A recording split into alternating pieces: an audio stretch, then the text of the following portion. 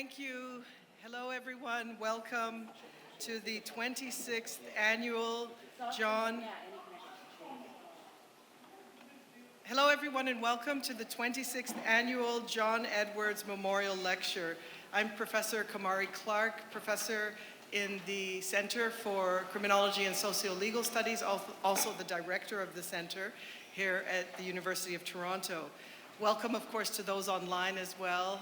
We're looking forward to a wonderful 26th annual lecture, and we really have a treat today with our honored guest.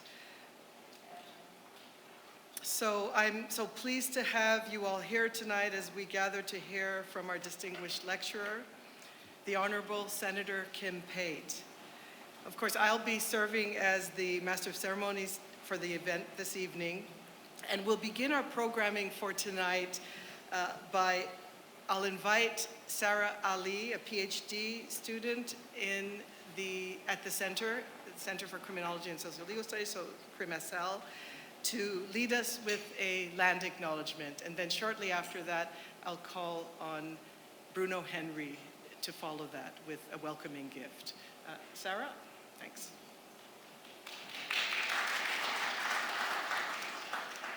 Hi, good afternoon. I'm just going to begin with the land acknowledgement for today's lecture, which I'm incredibly excited about. We're gathered today on lands that were never empty, lands which have been the home of many nations for millennia, including the Anishinaabe, Wendat, and Haudenosaunee. Lands that some histories have told us were occupied through mutual agreement. Lands that were in reality occupied through deception, dispossession, forced displacement, and genocide. Land that, according to international law, was considered empty because it had no master, because the relationship to land had not been conceptualized in terms of ownership or domination. Land is so much more than the biologically sustaining foundation on which we build and live our lives.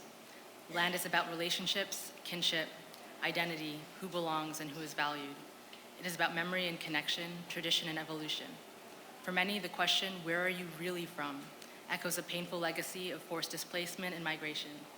For others, it's a chilling reminder that self-proclaimed masters have managed to lay claim to these lands by inscribing their own histories and narratives on lands from which they attempted to rewrite and erase the names, histories, relationships, communities, languages, and meanings of those who were there before, reminding us that for many, home is a complex and often contested concept.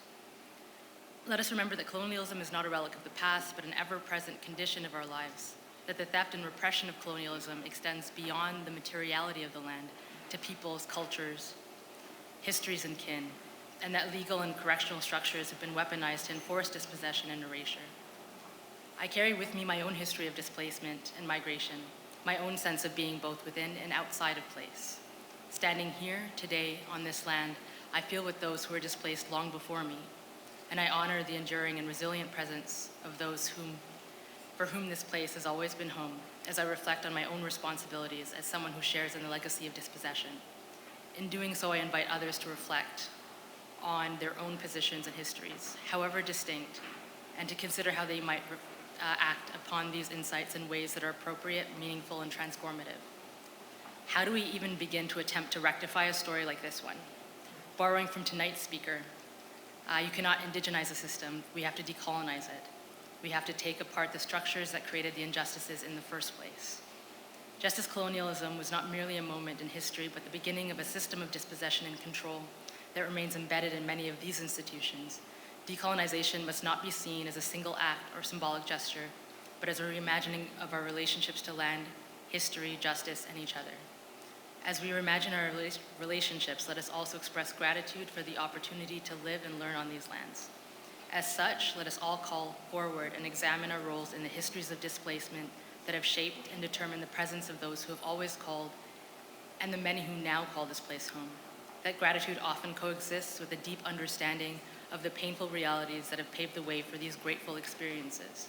Let that gratitude not be a destination, but the point of departure for thinking about our responsibilities, not only to this land and its peoples, but to our own intellectual and becoming projects.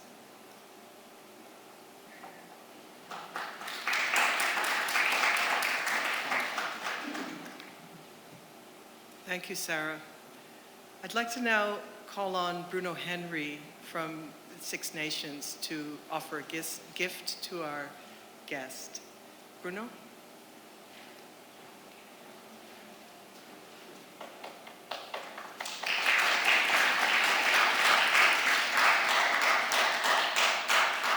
Good afternoon. I just found out I was going to do this, so. I'd like to thank Honourable Kim Pate for being here, and I'm honored to present you with this gift of earrings made from rawhide with corn husk wrapped on the edge. It represents Turtle Island and the people of Turtle Island on top of it. So the spirits are there on each pair, each side.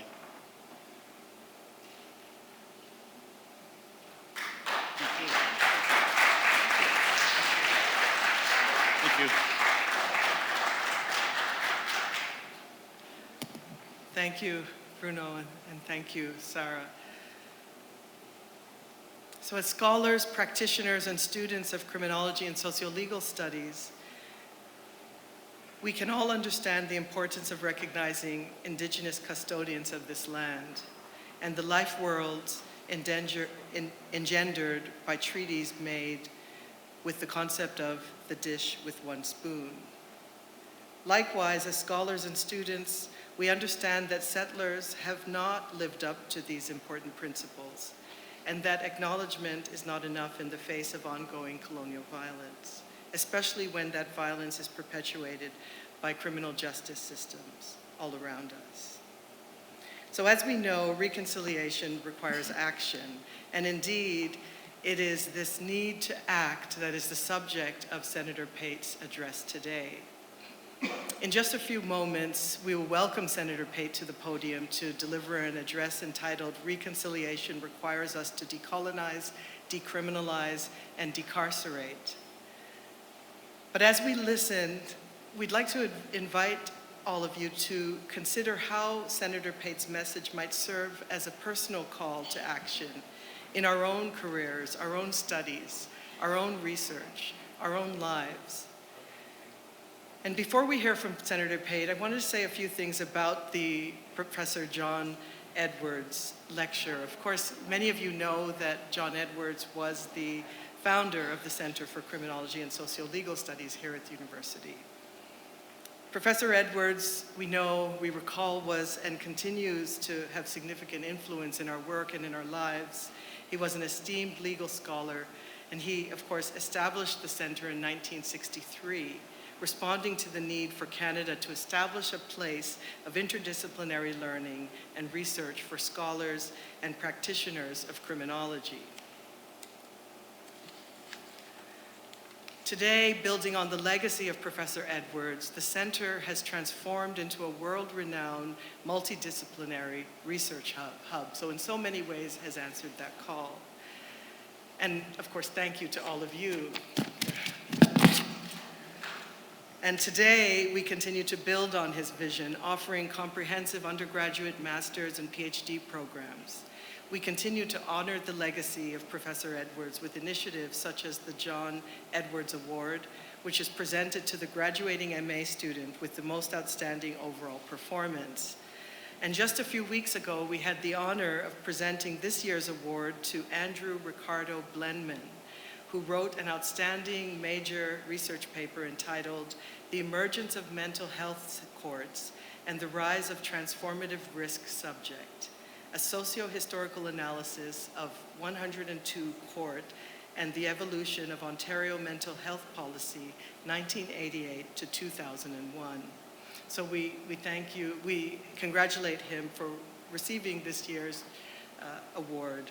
And it really was a pleasure for our faculty to read and adjudicate and select this particular paper.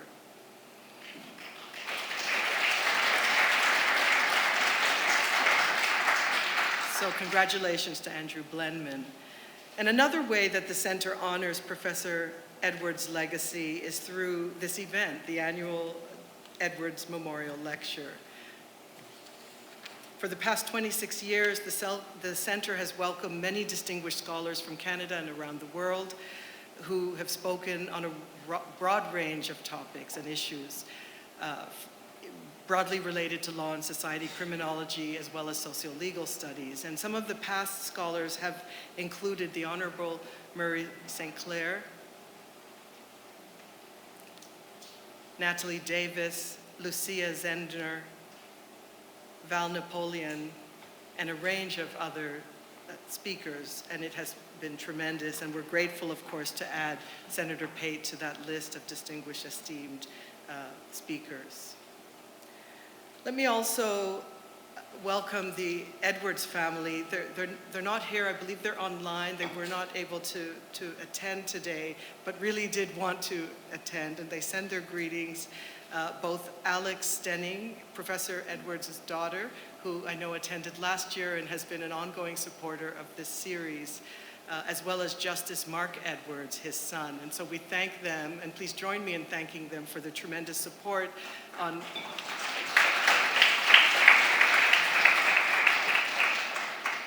And so we thank them for their support and recognize their ongoing presence. I'd like to also give special thanks to two of our major sponsors for this, two additional sponsors. One, the University of Toronto's Woodsworth College. I see some reps from Woodsworth here. They have been an ongoing sponsor of this series, and please join me in thanking Woodsworth College for their generous contribution to this series.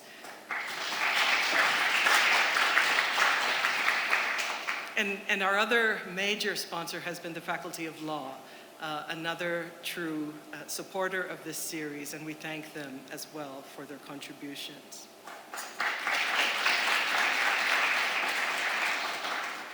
And then finally, to thank, of course, Senator Pate for joining us today. From what I understand, she just arrived from Australia, just got off of a plane last night and is leaving again tonight. And so, of course, she has taken time out of her busy legislative schedule underway in Ottawa to join us, and we're so honored to have you here, so thank you.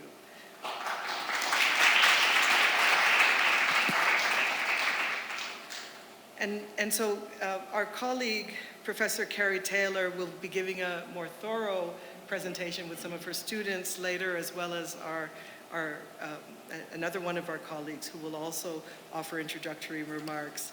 But let me just say, before I turn it over to the students and then to Kelly, let me just raise a couple of things that we're doing by way of our alumni initiatives here at the center. And can I just see a show of hands for the number of people here who are alumni of criminology or U of T? Can I see a really raise your hands high? Wonderful. Okay, well, we welcome you here. We're thrilled to have you here. And it's wonderful to see the expansive legacy. Every time I go to events, I meet our graduates doing all sorts of things in the world. And it's really wonderful to have our graduates constantly supporting this annual lecture. And I know many of you are online, probably also raising your hand while you're online as proud graduates from CrimSL. As the director of the center, I'm thrilled to announce that there are several initiatives that we're in the midst of launching that will strengthen our alumni community and enhance the collective impact that our alumni are having around the world. And part of it is also to ensure that our alumni continue to stay connected to our current students. And so there are three key initiatives that we're launching. One is the Alumni Network, and we're very excited about this. Some of the donor resources are being placed to building and establishing this alumni network and ensuring that our alumni are connected to our graduate and our undergraduate students in a range of ways. So we're really thrilled about rolling out this initiative. The second is the Alumni Award, where our alums will be the ones to help to identify and nominate distinguished alumni. And at this lecture next year, the hope is that we'll recognize two of our distinguished alumni, and year after year that this will be the case. And of course, so many of you have done so much for communities as a result of the teaching, the learning that you did here at the University of Toronto, and you continue to make an impact. And it's important for our students who are asking questions like, what am I going to do with this degree? Where do I go from here? Are there any jobs anymore? And it's important that we as faculty and students and staff at the center continue to create the bond and the connection. And so this piece is a second component that we'll be rolling out. And the third is around special events. Of course, this one is an example, but also from backpack to briefcase is another popular workshop that is often hosted at the university. In a couple of years, we'll be moving to a new building, the Wordsworth College Academic Tower, set to open in 2020. The ground has been broken, the demolition has started, and we hope by 2020 to bring our alumni back to make sure that we take intergenerational photo as part of the vision as we launch a new period for CrimSL. And we look forward to people being part of that, but significantly more events that will pave the way for the kind of teaching and learning and mentoring that we want to continue to foster. And then finally, through contributions, many of you have continued to contribute to CrimSL, and you fund and support our awards, you fund and support our students, and we encourage you to continue to do that. There is a little button at the bottom of our website. More details can be found later, but we encourage you and thank you, of course, for the ongoing generosity. So on that note, so thank you to our alum. We hear you, we see you, and we are eager to ensure that our students continue to be invigorated by the work that you continue to do in the world. So I'd like now to invite our students who will be doing a creative introduction for Senator Pate, and that will be followed by a colleague who will do another introduction. And so let me welcome to the stage three students, Annabelle Liu, Esther Ogunsanya, and Stephanie Davis. You're welcome.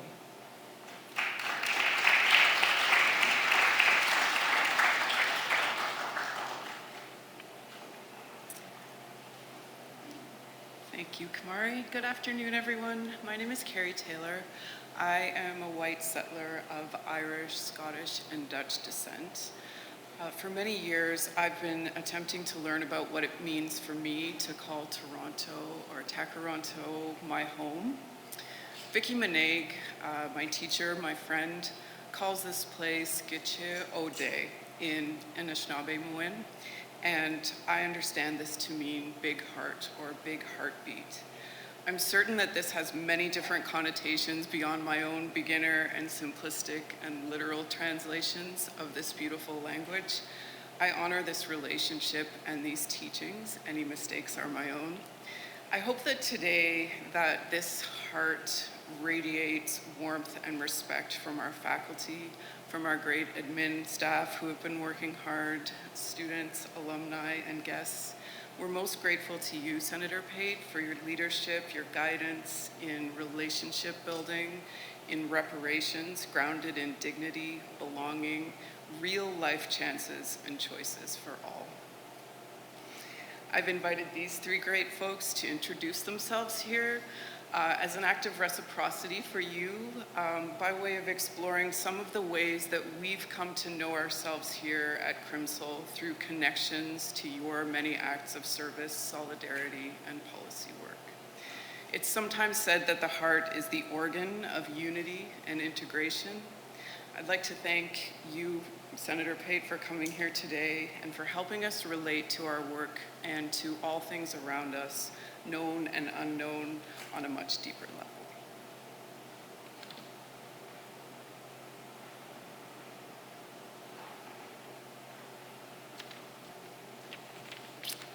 Good afternoon, everyone.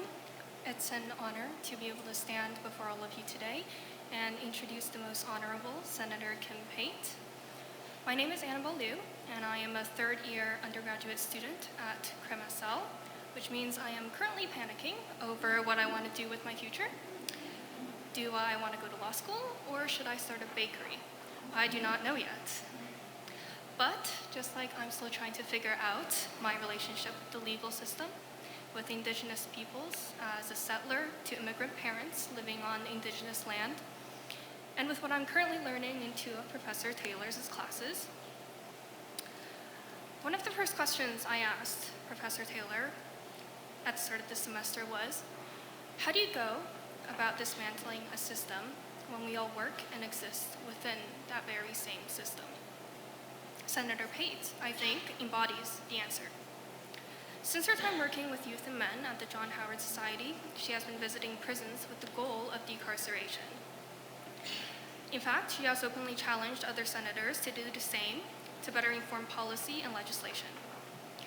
She later joined the Elizabeth Fry Society as the executive director, advocating for incarcerated women and girls and forming personal connections with them, which culminated in the inquiry into certain events at the prison for women. She found that there's an appalling number of Indigenous women and other racialized minorities who act in retaliation to violence first perpetrated against them, and yet are still convicted of violent offenses and treated as violent offenders. Through this, I am reminded that we must move past a victim-perpetrator dichotomy and recognize that Indigenous women are not mere perpetrators of violence by virtue of their incarceration and offender labels, but that they are also victims of violence and of a criminal injustice system. They are, however, not battered nor passive victims, but they are women of empowerment who actively resist against a hegemonic colonial system. Without knowing, Senator Pate, you answered my questions through your work. Your advocacy is a testament to the value of being inside prisons and not just existing as settlers and outsiders looking into prisons. You showed that this agency and privilege is in my hands as a settler and learner, and it is also my responsibility to expose myself to unsettling knowledge and environments. And in my view, only then can we talk about looking beyond the prison and start talking about true decarceration. Yesterday, I visited a Buddhist temple and sought out the Buddha to bless over our event today and both everyone here and watching online.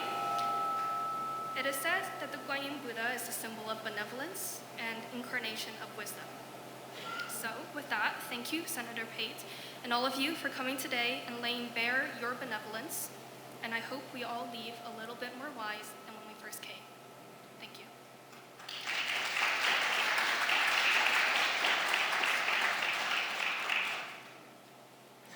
Good afternoon, everyone.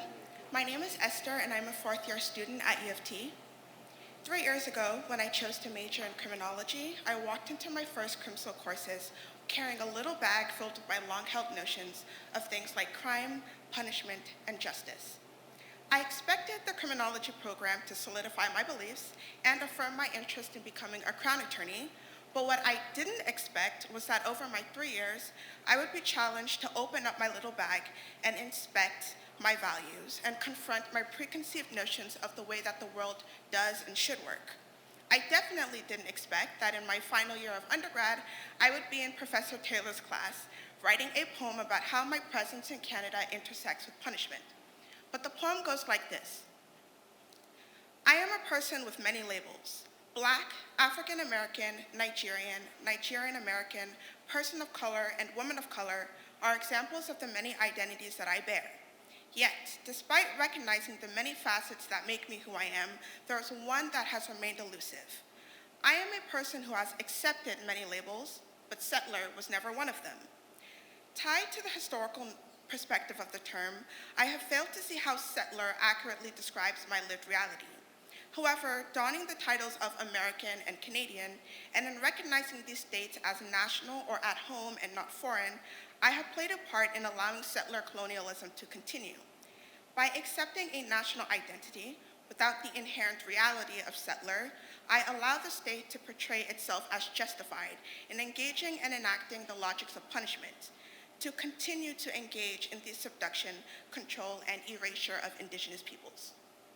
Now, this was the first time that I'd ever truly looked past my vague notions of punishment and justice to recognize how I play a role in enabling punishment and impeding justice. The work carried out by Senator Kim Pate over the course of her career serves as a reminder that I cannot stop there. Firstly, I cannot stop where I was 3 years ago, walking around with my little bag of uninspected and unconfronted values. Secondly, and perhaps more importantly, I cannot stop where I am now, at the beginning of a lifelong process of self-evaluation and deep reflection of how my position in these lands intersects with and impacts the lives of others. But recognizing this brings me to the question, where do I go from here? And I think we can all ask ourselves, where do I go from here? The report, Injustices and Miscarriages of Justice Experienced by 12 Indigenous Women, shared by the Office of Senator Pate, provides an answer to that question.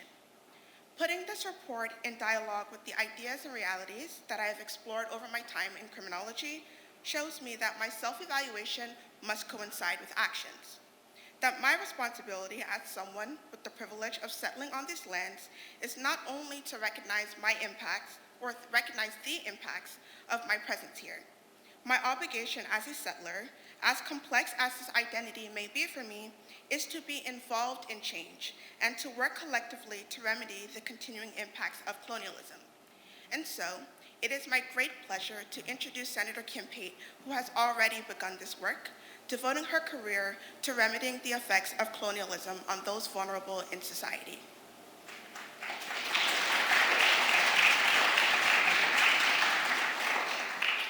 Good afternoon, everyone. My name is Stephanie Davis, and I want to extend a heartfelt thank you to my friend Kerry and Senator Pate for connecting all of us together today.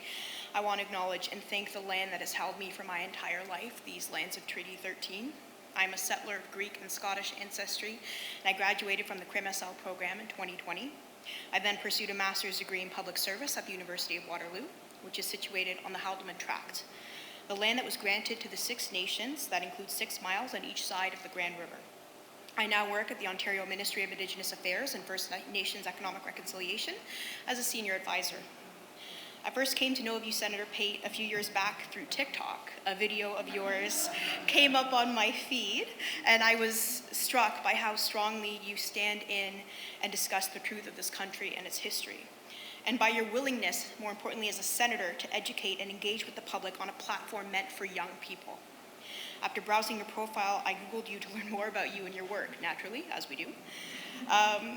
Through that search, though, I learned that you don't like to lead with your awards and accolades, and trust me, everybody, they are numerous, so I'm going to honor that and encourage everybody to look those up on your own time. However, I also learned that you graduated from Dalhousie Law School with honors in the clinical law program and that you completed postgraduate work in forensic mental health. You have developed and taught prison law, human rights and social justice, and defending battered women on trial courses at the faculties of law at the University of Ottawa, Dalhousie, and the University of Saskatchewan. You also occupied the Sallows Chair in Human Rights at the University of Saskatchewan College of Law in 2014 and 2015. But most importantly, I came to learn that you strongly believe that the contributions of women who have experienced marginalization, discrimination, and oppression should be recognized and respected. I learned that you maintain contact with the women you've met during your several visits to Canada's prisons. I learned that you strongly encourage advocates, scholars, service providers, and judges to ground their efforts in their work similarly. In a lecture you gave at the Schulich School of Law at Dalhousie, you noted that none of us achieves anything alone, and that you encourage law students to build coalition and partnership, and for people to build common cause across class, cultural, global, and personal divides. What resonates with me the most about how you undertake your work, though, Senator, is that you sit with people, and then you continue your work by walking with them. You are teaching, advocating, supporting, and genuinely centering the people of your work in your work. You meet people where they're at and you credit their stories. I connect to that through my experiences in Kerry's classes here, especially a course called Interpersonal Violence, which is a upper year seminar. I took that course during a very tumultuous time in my life, and Kerry sat with me through it. She encouraged me to speak to my experiences in that course in a way that made sense to me, and I did. And it was one of the few times in my life that I felt seen for all that I had and continued to endure. With Kerry's support, our class circle was where we walked alongside one another. We credited each other's stories. It was in that windowless room of that Robarts Library basement where we made common cause with one another by learning about ourselves. Thank you, Senator Pate, and thank you, Kerry, for your work in solidarity and for sitting with people and listening to their stories, no matter what shape they take. I'm going to end the introductions with a question for every single person in this room and online. Since reconciliation requires us to decolonize, decriminalize, and decarcerate, How do we, as family members, students, educators, workers, who look to Senator Pate's example, how do we ground our own efforts? Thank you.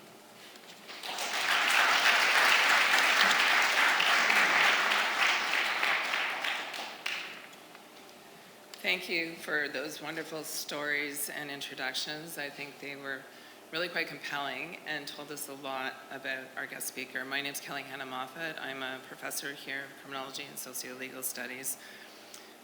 It's my pleasure to introduce Kim, who is a friend and a colleague, and to welcome her here to the University of Toronto. I have known Kim for many years, maybe since we were little, because it's been that many years. And I can honestly say that I've never really met a person quite like Kim, whose words align so carefully and closely with her actions. She truly walks the talk in the work that she does, and when it comes to defending the rights of those who are marginalized, criminalized, and institutionalized, she fiercely believes that human rights are everyone's rights, and that she tirelessly defends those rights in the places that no one is looking, such as in the prison or in correctional facilities, the places where people actually need to exercise their rights.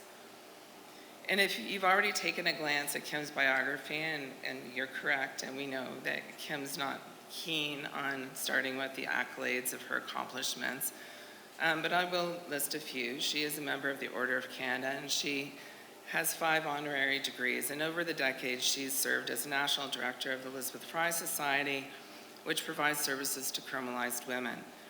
And Kim has taught in many institutions in a formal way, but she's also taught many of us in very informal ways. And it was my pleasure to meet Kim when I was actually a PhD student at the center. And what I learned from watching Kim work is indescribable. And to be able to see how she worked and the impact that she's made on people's lives is profound.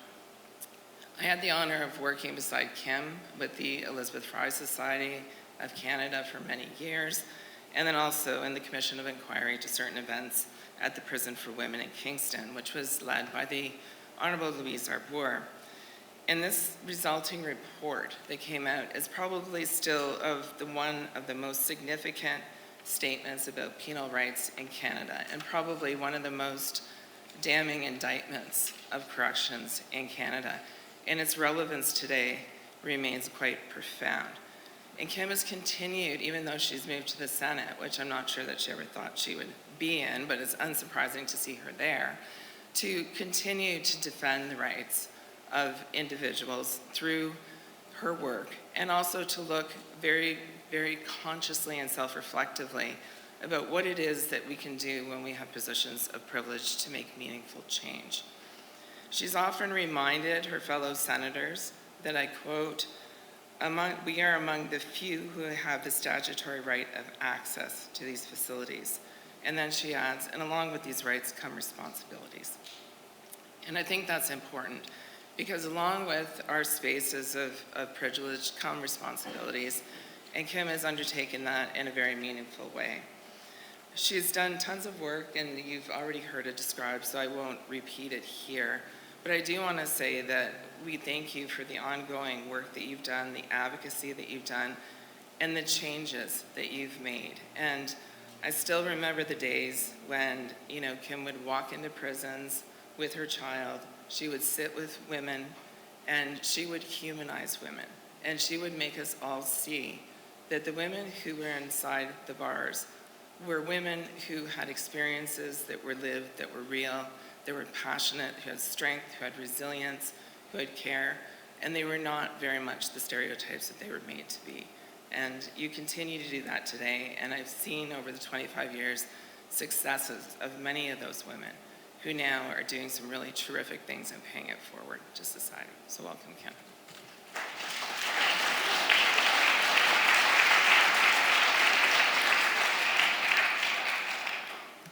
Well, where do I go from there? I don't think I've ever had such an incredible introduction, and I don't know how to express gratitude in words except to say thank you, thank you, thank you to all of you. Thank you for starting us off in such a good way. Thank you for this beautiful gift. and I just want to stop and listen to you guys more. I don't really think you want to listen to me. So, but I'll do what I was asked to do. So what I propose to do is talk a bit about these issues, and I want to also thank you. I usually do a land acknowledgement. I was just in, as you heard, in Australia, and one of my friends there said, the first time I ever heard a land acknowledgement was 30 years ago when you insisted we acknowledge the territory we were in. And it's now become more routinized, but I think it's really important to ground ourselves. And also to, as we were reminded as well, and I thank you very much for doing that, that it's also the labor that built what we now think of as this country was the labor of many who also came without being reimbursed, without, not of their choice. And so the fact that we acknowledge that, I think, is really important. And it's such a humbling honor to be invited to here, to be part of this and to speak with you. And when I say speak with you, I really want it to be a dialogue. I've set my timer because, you know, I'm notorious. I do have a PowerPoint. I'm going to forewarn you. I'm terrible with technology. I'm a total techno-twit. And so, you know, you mentioned TikToks. That was actually my daughter who insisted. She said, you have to connect with young people if you really, you know, the Senate is, as my Maori friends, is such a male, pale, stale institution. Youth don't even know about it, and if you don't figure out a way to connect. And so she's now at law school, so, and we were ordered to take them all off our government devices, so I'm no longer on TikTok, but thank you for knowing about that. It's actually, it was young people who kept engaging that kept us going, and it's the young people who I have the privilege of still working with in our office who have ensured we do a podcast and we do other kinds of social media. In fact, Sydney was telling me, make sure you get photos so that we can post them, because I'm notoriously bad for forgetting to document these things for social media. So thank you for that. Yeah, I'm really touched. I mean, it's so generous, very, very generous of you to have done that work and to reflect back in a way that I don't feel quite deserving of the way that the description has. I often feel like I look forward to at some point being able to look back and see some of the incremental changes, but especially in this moment, it feels like we're in a massive backslide moment. And so, you know, thank you for that, and I'll hang on to some of those certainly in the days and years to come. It was a group of Indigenous women who actually first approached me about the Senate when the Prime Minister said he wanted a more independent process and a process that would not be partisan.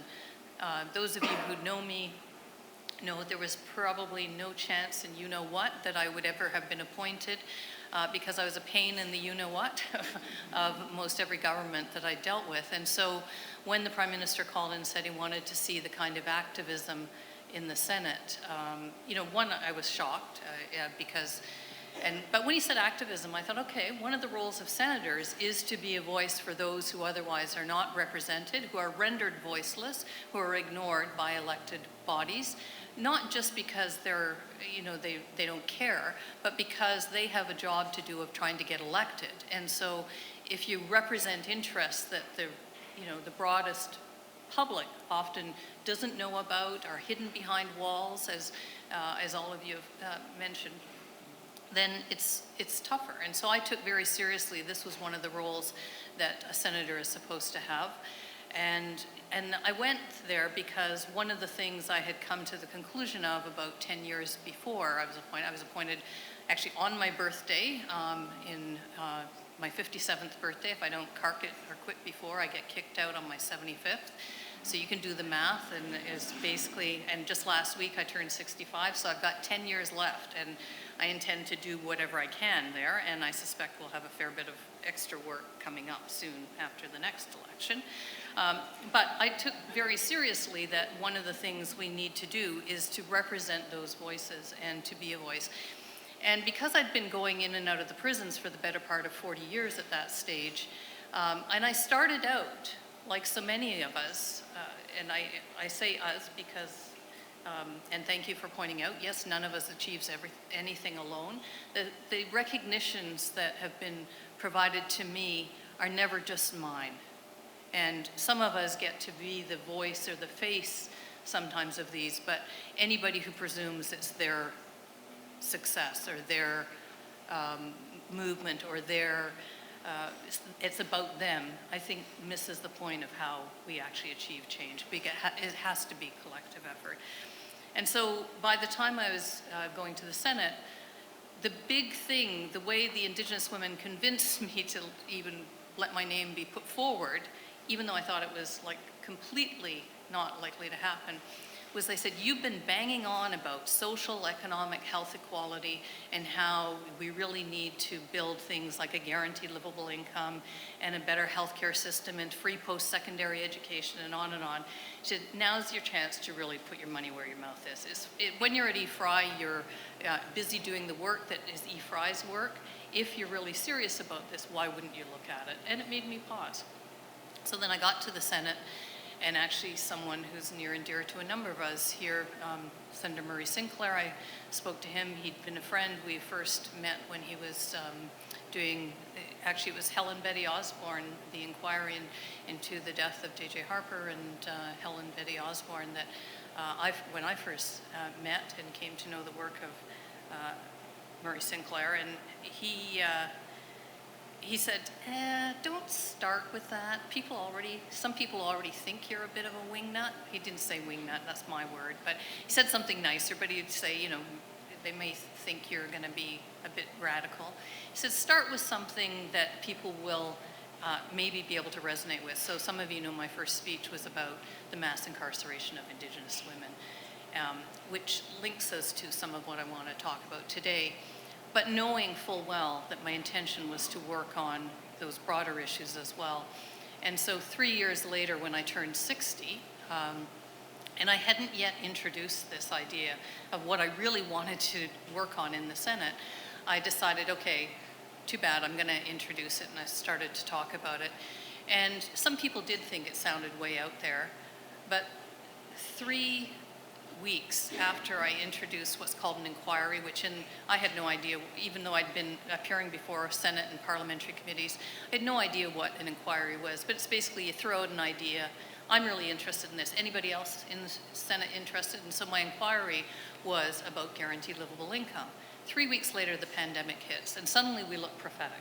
So 50 senators then join on and say, look, we need to do something. We're seeing that we need to do something. And that's actually what gave rise to then forming partnership with Leah Gazan, First Nations member of Parliament, a Lakota woman who represents folks in Treaty 1 territory, otherwise known as Winnipeg. And she and I started working on the legislation that has now been defeated in the House of Commons and that is before our Finance Committee. So I am still doing that work, and that links to what I want to talk a bit about today, because when I first started working and going into the prisons, I was a freshly minted law student. I had been, before that, a working class kid, first in my family to get an education, a university education.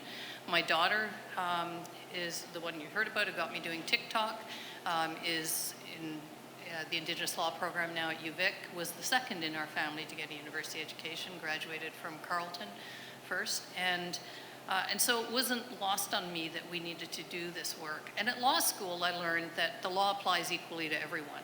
And then I'd go into the prisons, because I'd started going into the prisons when I was in Victoria in my undergrad. And it was really clear that the law is supposed to apply equally, and the charter came in. That's how old I am. Well, just to put it in context, the charter came into effect while I was at law school, and it confirmed, yes, equality is what the law is supposed to be.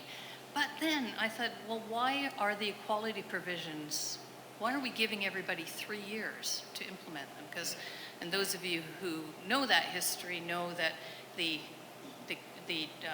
Constitution was repatriated in 1982.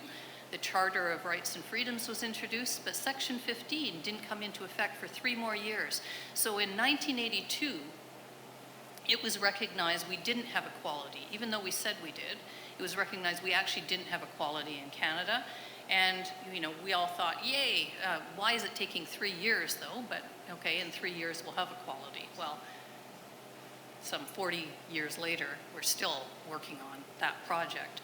And so I started going into the prisons, and one of the things that shocked me most was who was in there.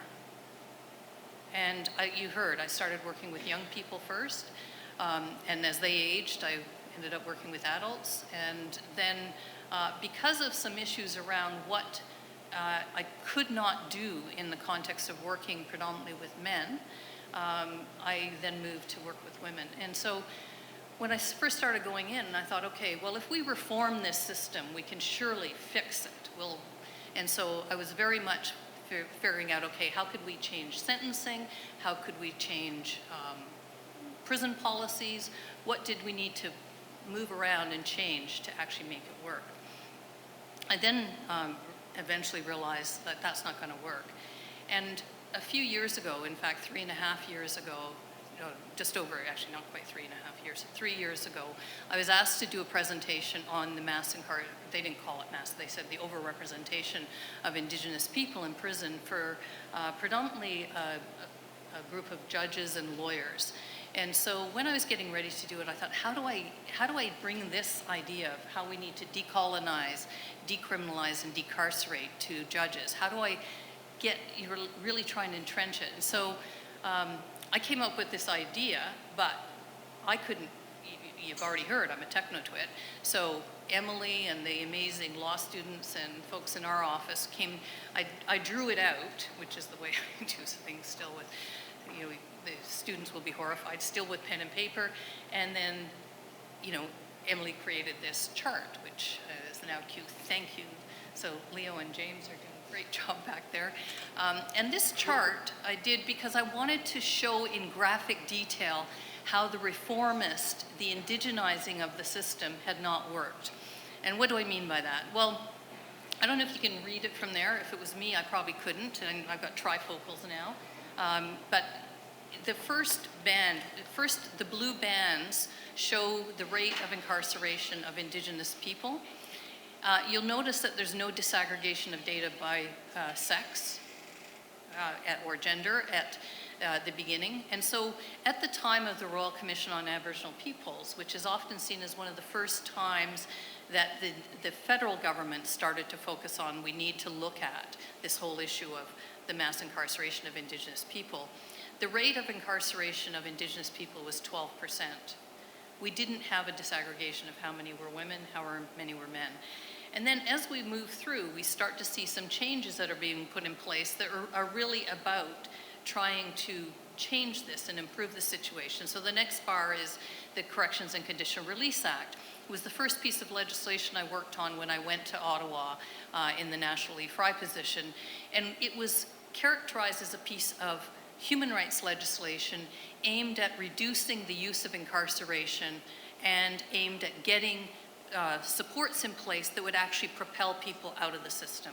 So we had the introduction of Section 29, which was supposed to get people with mental health issues, well, they didn't say mental health, but health issues out of the prisons, so older people, people who are terminally ill, and eventually mental health folks. It also had introduced Section 81 and 84, which was specifically focused on how do we reduce the number of Indigenous people, because even though the number was at 12%, it was already way over representation of what Indigenous people were in the community. So what was seen as a crisis back in the late 80s, early 90s led to some of these changes. And so Sections 81 allowed for Indigenous people to be prisoners, to be actually imprisoned in the community and serve their sentence there. Section 81 said, Section 84 said they could be released into the community on parole into Indigenous communities. And then each of those provisions had subsections that allowed it to apply to other people. And the expectation was you would read into that other racialized groups, as time evolved, trans groups, groups who would be otherwise not having access to same services, programs, that sort of thing, that you would see an extension of those provisions. It also put into legislation that senators, members of parliament, and judges had a right of access to prisons, because one of the issues has always been correctional accountability. Before the CCRA, before the Corrections and Conditional Release Act, wardens were basically the kings, because they were mostly men, of their prisons. They controlled what happened, the rules. There was a penitentiary act, but what happened in those places was, yes, the Bill of Rights was supposed to apply, but the CCRA was also brought in because of our charter, Canadian Charter of Rights and Freedoms, and because of the equality provisions. So then we continue on, and we see the first healing lodges put in place. Those were actually developed as a result of a group of Indigenous women who were part of a task force on federally sentenced women, which is also the subject of Kelly's research and many others. And it was the Indigenous women who said, if we're going to do this differently, if we're going to actually breathe life into Section 81 and 84, then we have to do it in a very different way, and Indigenous communities have to have control. So the first healing lodges started to open up. Interestingly, there were more healing lodges for men than for women, even though it was an idea that was spawned by Indigenous matriarchs for the benefit, in particular, of Indigenous women, recognizing their histories of abuse, recognizing the need for past trauma to be dealt with and for them to be moved along. So the first healing lodges open in the mid-90s, and what do you start to see? The numbers start to go up.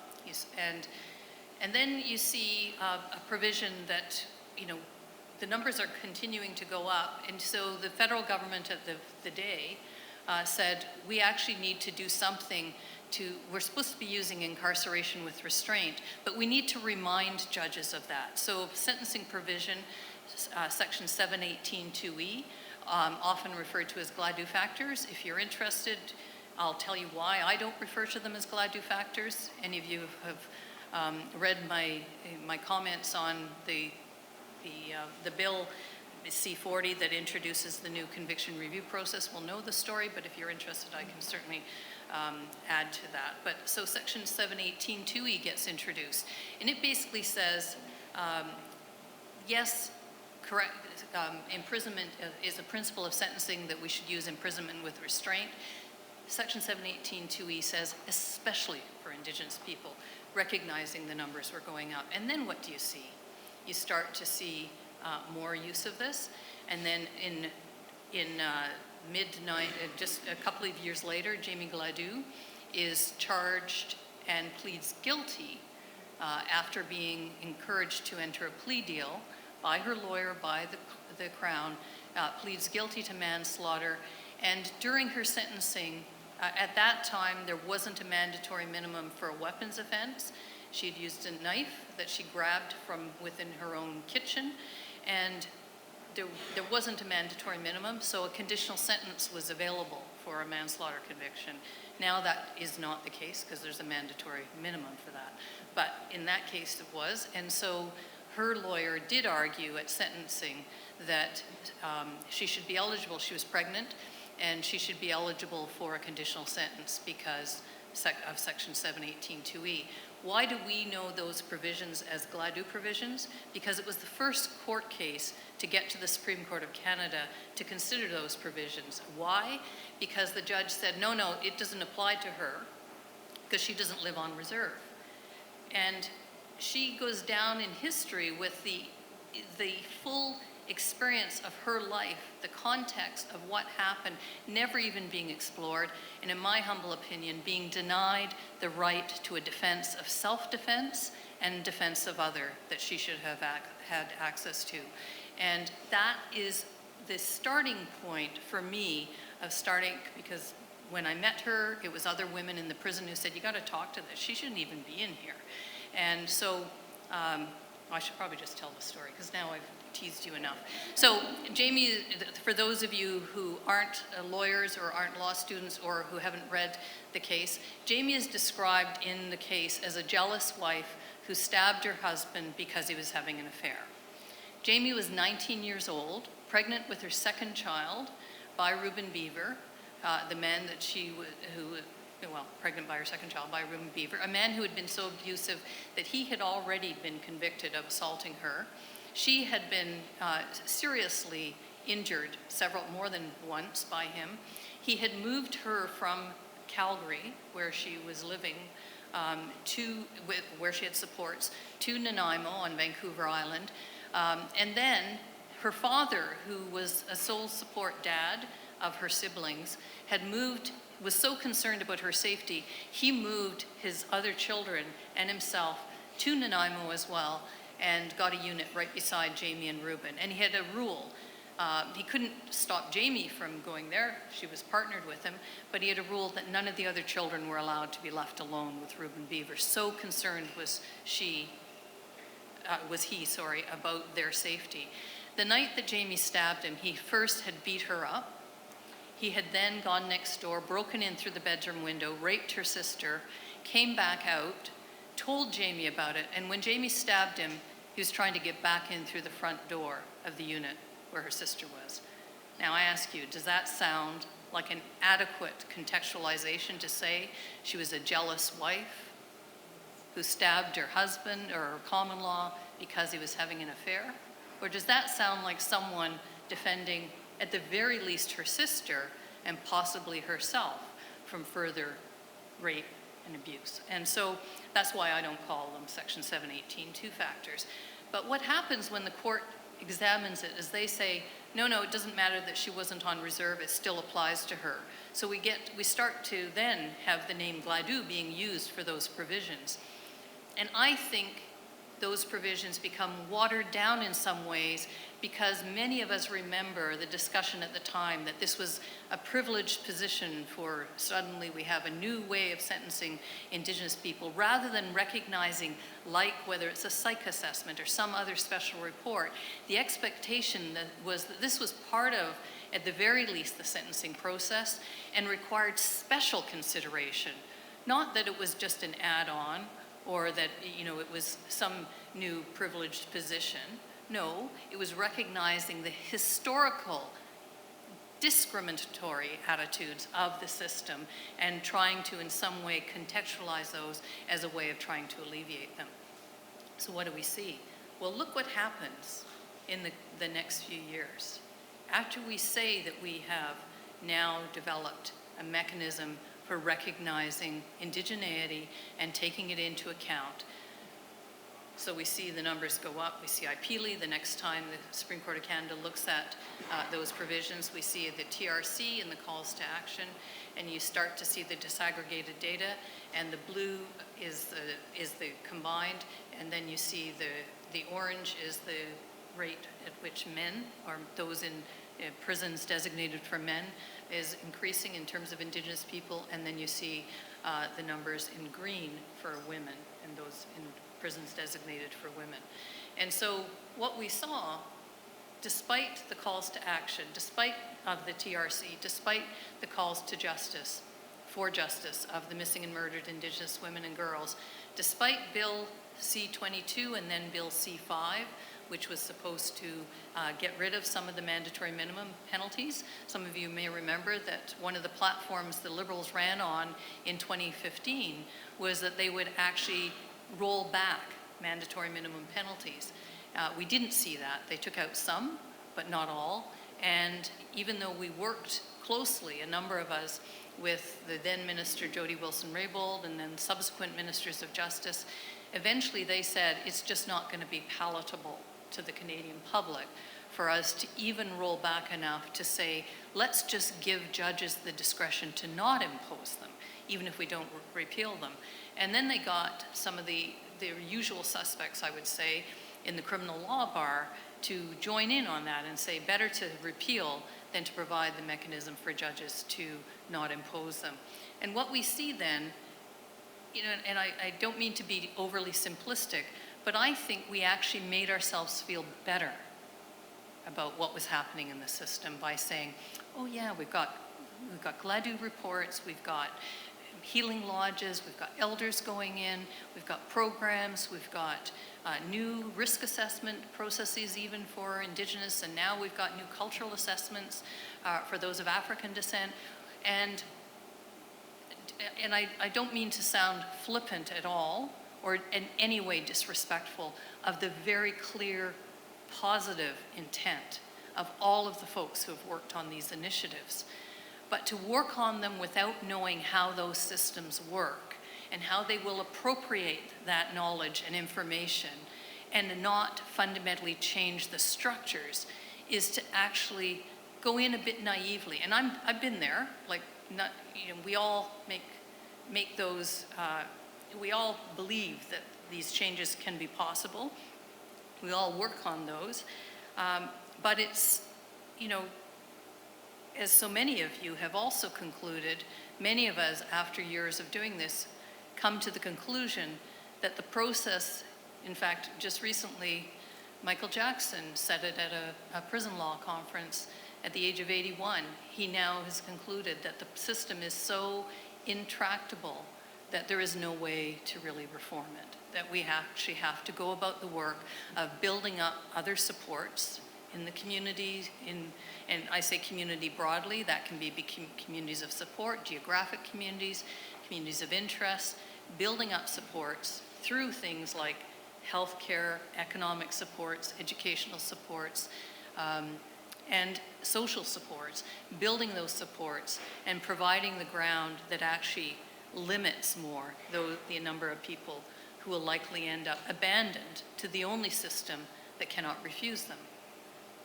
When you look at prisons, from the first day I went into prisons, one of the things that struck me is I knew a whole lot of people with a whole lot of money who did a whole lot of things that were not very nice. I hardly ever saw them criminalized, less so imprisoned. I also saw that it was predominantly those who were racialized who were in prison, that it was people with past trauma and abuse who were in prison, that it was people who were trying to negotiate not just poverty and racism and the resulting intersections of trying to anesthetize yourself to those realities, whether that's through the use of substances or through mental health issues developing and mental illness. And so it became really clear to me that that one of the things we had to do was shine a light on what was happening. And I absolutely agree with Kelly that one of the high points of that shining a light was the Arbor Commission. It's no accident that the government never produced any more copies of that report than the copies that Louise Arbor insisted on in 1996 be issued. And it's no accident that she was the first person who I heard say, if you are involved in anything to do with this system, whether it's policing, whether it's social work, whether it's prosecuting, whether it's defense work, whether it's judging, whether it's working in corrections itself, working in any of those areas, psychology, and you don't know what the conditions of confinement are to which people will be subjected, you have no business doing that work. And that is true for far too many people in the system. And so what do we mean by this? So when we look at these trends, we know that if we continue on this trajectory of trying to change the system to look more positive for Indigenous people, or for any other group for that matter. I'm focused right now on Indigenous women in particular, but if we do that for any other group, then what we are likely to do is actually exacerbate, unintentionally, with all of the best intentions, but unintentionally exacerbate the issue and have more people there, because it truly is the only system that cannot refuse people.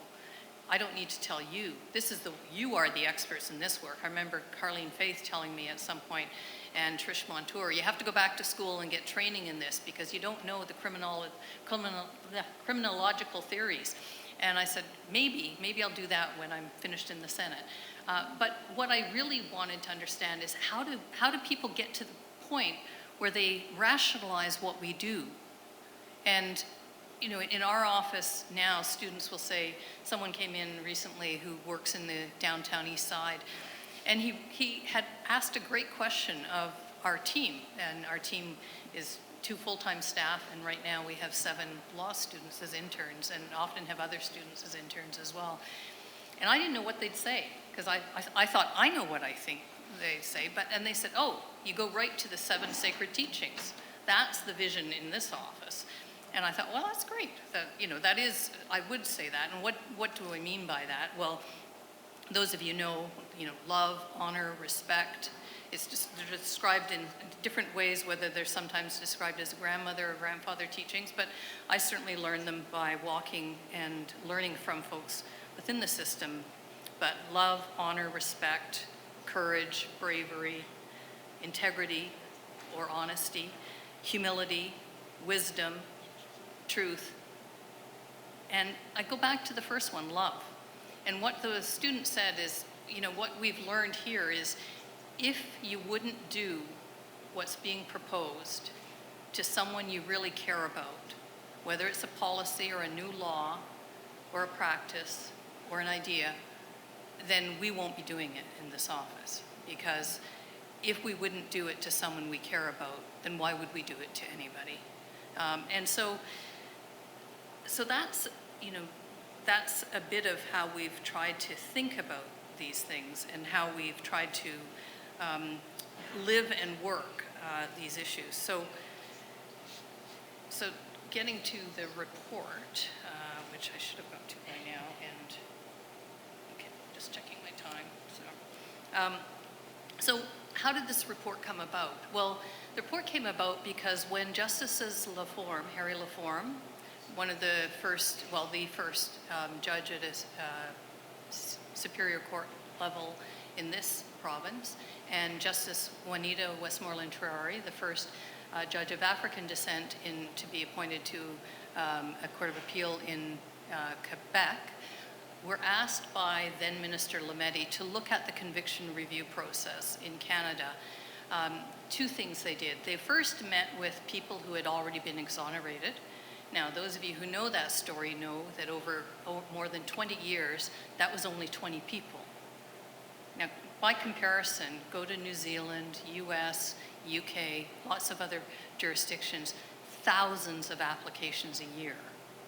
So even if you take, by comparison per capita, you would expect to at least have several hundred applications per year in this country. So when you know that over 20 years, only 20 people got relief, and then when you look closer and you realize they were all men, only one was Indigenous and one was Black. That tells you a story that is very clear about the intersections of discrimination in that process. And so, to their credit, they went and first met with the exonerees, and then they started talking to people from the groups that were not represented. You may think, well, how they talk to you, a white, now no longer working class, clearly transition class senator who's in a really privileged position. Well, because I knew both of them from other work, previous work, they asked me if I would pull together a group of Indigenous women for them to talk to who I thought their cases should be reviewed. So these 12 are not the only women. They're certainly not the only folks in the system, but these are 12 women who I know really well. Every one of them I've known for a minimum of 25 years. One,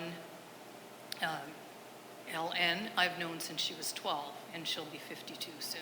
So you can do the math. These are all women I've known for a long time. So why did I pull them together? Well, two reasons. One, their cases have similar themes, but are so very disparate and very different in terms of, if you looked at each of their cases separately, you may not see the similarities. And so I wanted them to understand that there were systemic issues that in their report, they were already alive to. But if they could describe some of these systemic issues, that perhaps we would have a chance of having a new process that would look beyond the usual claim of innocence. None of these women, when I first met them, none of them claimed innocence. Even now, only 2 of them would actually use the word innocence, and that's largely as a result, and that's Odelia and Narissa, largely as a result of the system now telling them they have to say that. Virtually every one of these women took responsibility in some way. And so one of the first things that we started working on, and it was, thanks to folks like the late Trish Montour and Murray Sinclair and so many others, that I started to think about, okay, how is it that legal responsibility gets equated with familial responsibility, cultural responsibility, all kinds of other ways, moral responsibility, because that was really what was at the root for every one of these women. Every one of them felt that it was not okay to have been involved or implicated in the taking of a life, even if it wasn't them who did it. Because if they were all associated with a situation where either a life had been taken or some very serious physical harm had come to someone. Every one of them is either serving, one it was overturned on appeal, but we're either serving indeterminate sentences or life sentences. So that's these are not the easy cases. I didn't go and say, let's pick like the special circumstance courts, let's hive off the easiest. That's not a criticism of any special circumstance courts, but the fact that they can't deal with the most serious cases is a problem, in my humble opinion, and part of the reason they have fed the system and not resulted in decarcerate or decriminalizing contexts. And so we went back, and every single one of them had certain themes. Every single one of them had either been herself in residential school or was the first generation residential school survivor. Every single one had experienced physical and or sexual abuse as a child, most of them continuing, if they weren't jailed before they entered adulthood, into adulthood. Every single one of them was at some point, and often for extended periods, in the child welfare system, so-called child welfare system. Every one of them had been essentially what we called hyper-responsibilized and deputized. And what do I mean by that?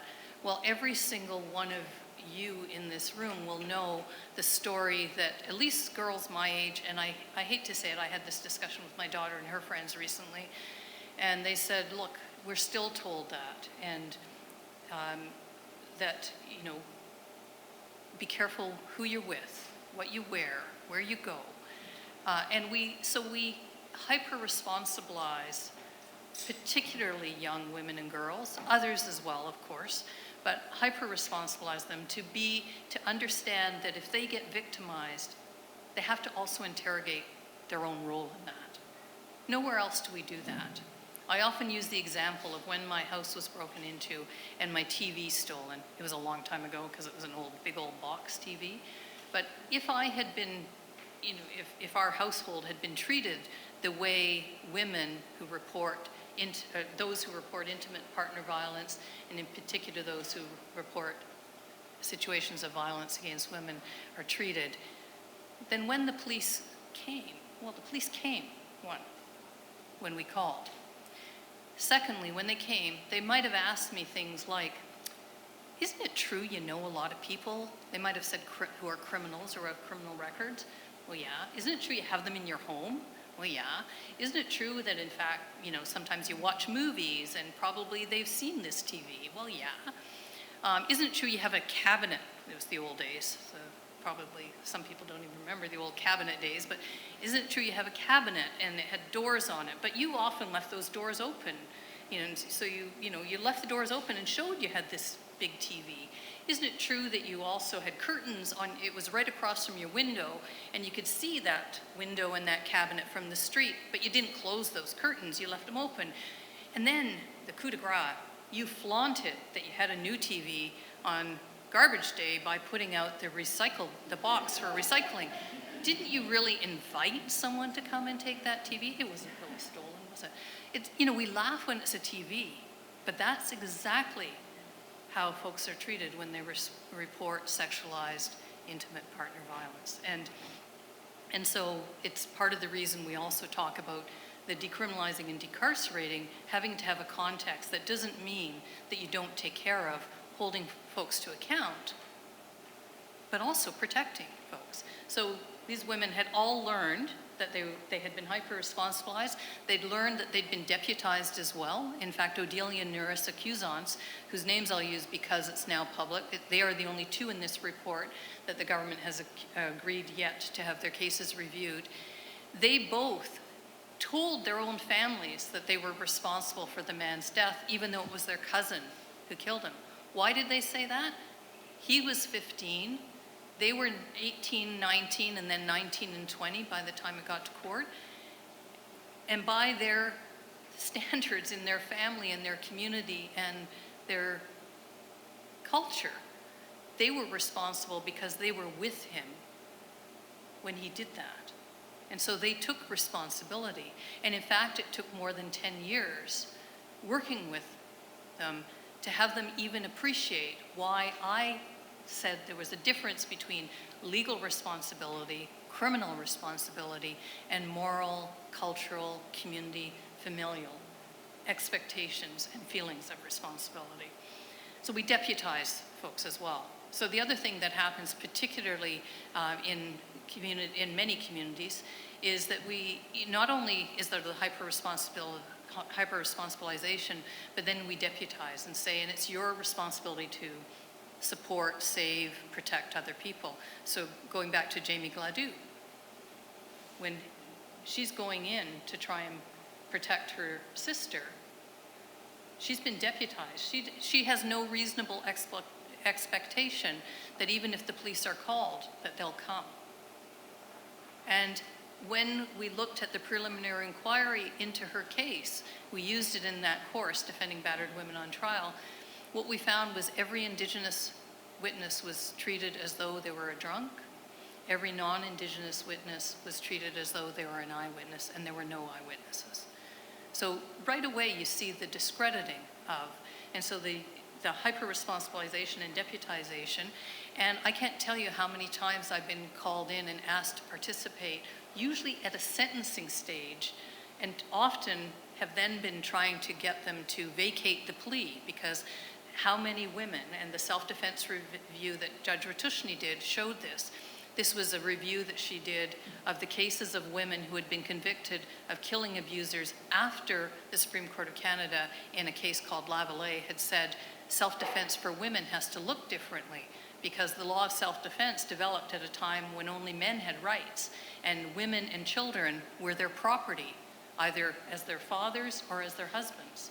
And so she said, you know, one of the challenges is too often now that we have the Lavallee case, if a Crown knows that there's been a history of abuse and there's evidence of it that could come forth in court, they won't change the charge. They'll still charge first-degree murder. Now it's more likely it could also be second-degree murder, but they'll offer a deal to manslaughter. And now, if you're waiting, you're looking at, and you know you're in a system that's incredibly racist and sexist and ableist and all of those intersections of discrimination, and you're facing the prospect of a life sentence with no parole eligibility for 25 years or 10 and up, or you are offered a deal to plead guilty to a lesser charge and have a shorter sentence. Guess what? Most people do, because also it's a system they don't trust, and they don't have good reason to trust. And even when they come to me, I remember one woman, the plea had been vacated, we had it all set to go to trial, and she came and they offered an even better deal, manslaughter with 3 years as opposed to life 10. And she said, Kim, can you guarantee me that I'll get a fair trial this time around? Of course I couldn't. Nothing in the evidence that you can find, you guys all know better than me, nothing in the evidence I could find could I honestly go to her and say, I promise you won't be convicted. What I could say, and I did say, but still didn't convince her, is that in the very few cases where people go to trial and bring forth this evidence, they're acquitted. And I commend to you Rihanna Worm's testimony before the legal committee 2 weeks ago in the Senate hearings on Bill C-40, and she talked about that. She talked about her father and her mother. Her mother was a law student. Her father is Don Worm, who's a well-known Indigenous lawyer, criminal lawyer, human rights lawyer, everything lawyer. And when he was a young lawyer, he was asked by elders in his community to represent a young woman, Danelle DeKay, who was charged with murdering her partner. And he did two things that were instrumental. One, he went back and tried to understand what had happened. Okay, I'll wrap up quickly because that's to me telling me to be quiet. So So he asked his wife to be involved, even though those of you know Don Worm was the youngest ever witness in a case of domestic violence. When he was a very young child, I think he was 4 or 5, he testified after his cousin and his mother were murdered in front of him. And so he was the youngest child to ever testify in a case like that. But he recognized as a man, he did not understand what it was like to live in the body of an Indigenous woman, all the issues that missing and murdered Indigenous women and girls inquiry and so many other inquiries Helen and Betty Osborne have revealed. And so he brought in his wife, who was then a law student, and said, I want to make sure that I'm getting all of this. He is the only lawyer I know of incredible stature to acknowledge that. I can tell you that the lawyers who represented Jamie Gladue, CD, who's one of the women in the report, every other, even now when they'll say privately, I didn't know enough to be able to explain the context of these women's lives, can't bring themselves to say it publicly, can't say that was me, I did that. And I think that's one of the messages I want all of us to take on. We all make mistakes. I've learned more by making mistakes than ever. And if we don't have the courage and the humility to both take the risk and make the mistake or make the argument, even though people will, deride it or challenge it, and it may be wrong, but if you don't actually try to undo and unravel some of these stories, you actually can't get to a different result, I would argue. And so, so these women, in addition to having biases within of the usual biases we can think of, police and Crown and judicial, also their own lawyers, even when they had really excellent criminal lawyers, may not have known enough to explore the context of their lives. And so the stories didn't get told. And then when they got into the system, it reinforced, right? Because corrections gets the information. All of these women were classified at one time or another in their incarceration. Each one of these was described as the most dangerous, violent woman in the prison where she was. I gotta say, Leo and James, I don't know how you're following me, but you're doing a great job of whipping through. This just to say, the slides and the report will be available as resources after. I'll also send the Senators Go to Jail and the Tona's Law report, because that may be of interest to you as well. So one of the things that we've tried to do is say, we have to really look at these thematic issues. And in Bill C-40, one of the things that we've asked the minister to do, and to his credit, it's not in the legislation, but he wrote to our committee and it's now part of the evidence, is that he said the kinds of systemic issues that we've raised in this report that Justices Laforme and Juanita Westmoreland-Traore wanted examined should be examined by the Commission if we're ever have a hope of undoing the wrongful convictions of these women. So not only were they described as dangerous and violent, and often the most dangerous and violent at one point or another, they were then most of them spent most of their time in an area that Tony knows well, solitary confinement, and you all know well, but spent most of their time in isolation, most of their time not having access to the very programs that were put in place to indigenize the system. Most of them were classified in such a way that they didn't get conditional release options. Many of them were released if they were released from prison. There's a couple still in. But when they got released from prison, usually were released with so many conditions. And in fact, on my way here today, I was involved in a hearing, a parole hearing, a post-suspension hearing it's called, for a woman who was one of the women, who's RA in this report, who had been taken back to custody. And just to give you an example of how contextualizing can be so important, her lawyer is Michael Jackson. He and I and a series of others deconstructed her whole file and case for the court and the parole board. And I'm very happy to say today the parole board lifted that suspension and let her back out into the community where she had been for 6 years, contributing to the community, but in large part because of the way she's been described, has never, until recently, been able to keep a job. And it was really a number of us going to employers and saying, look, if you say you really want to give people a second chance, then you have to put your money where your mouth is. And some of you know, that's something I feel strongly. I was the first person in the Senate, apparently, to hire people with records.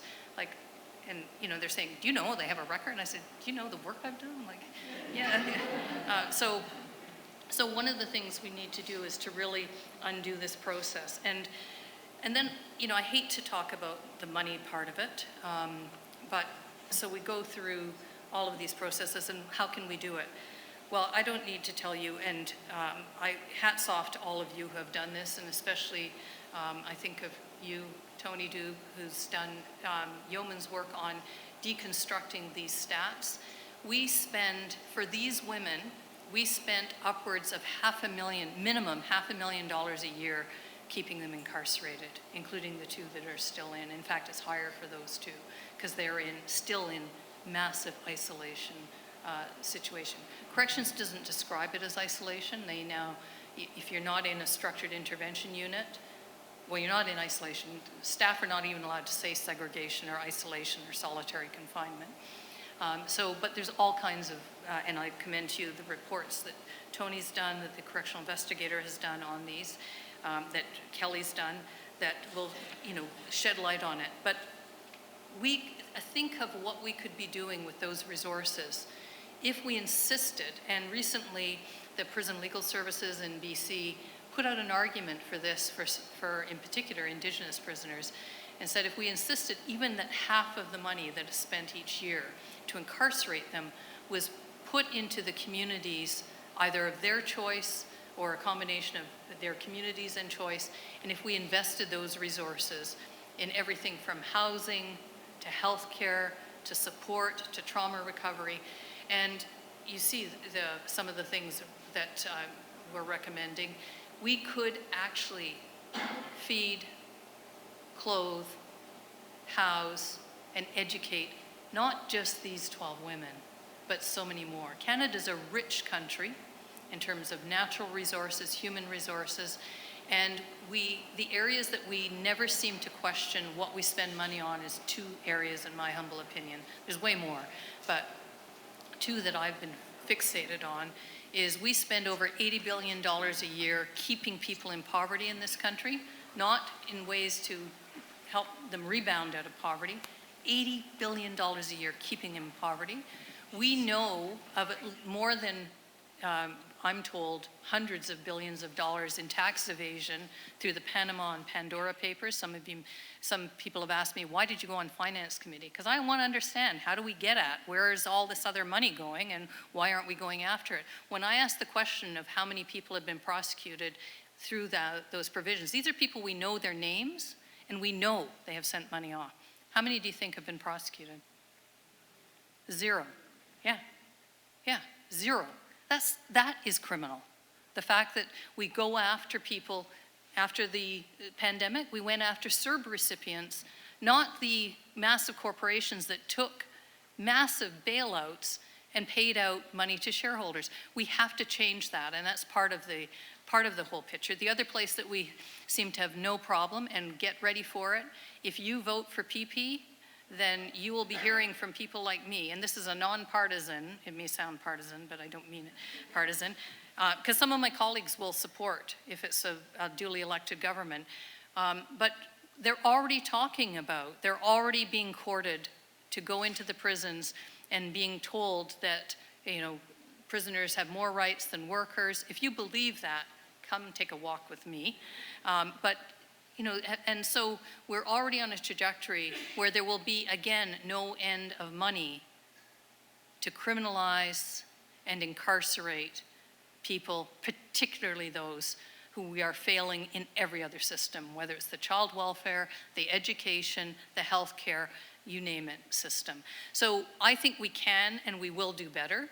And it's because of folks like you who are doing this work on the ground, doing the work in intellectual and academic spaces, educating others, and those of you who are doing the very practical work. And I love that you're incorporating arts and all kinds of other initiatives and creatively, how I would have loved. I might have done better in law school if I'd actually been able to, sing, well, maybe not sing a song, okay, or bake a cake, but, maybe something else. I would have, if I could have told some other stories. So I want us to really think about and dream big, not continue to be comfortable just tinkering around with these systems, because it's only if we actually insist that those resources go into community and stop continuing to put them into prisons, into those spaces, that we will manage to decarcerate ultimately. And for those who are worried, what do we do in the meantime? That's why we talk about, we are building up community as we are dismantling the type of state that we don't want to see, the oppressive state. And I don't think you can do one without the other. And Lord knows I'm the last person to want to go incrementally. I've learned to have a little more patience. I've been taught I'm supposed to have more patience. I'm not the most patient person in the world. But now I'm 65, and for, heaven's sake, I've only got 10 years left, and we got to get something different happening in this country. So I want to thank you again. I want to thank all of you at the School of Criminology, and I keep forgetting socio-legal studies, thank you, and the law school, and all of you who do this work and do this, those of you in the community who do the work. It is vital, and it's what we need to keep moving. So thank you so much, and thank you again for inviting me. It was such a, I look forward to the discussion, and I hope I haven't eaten up.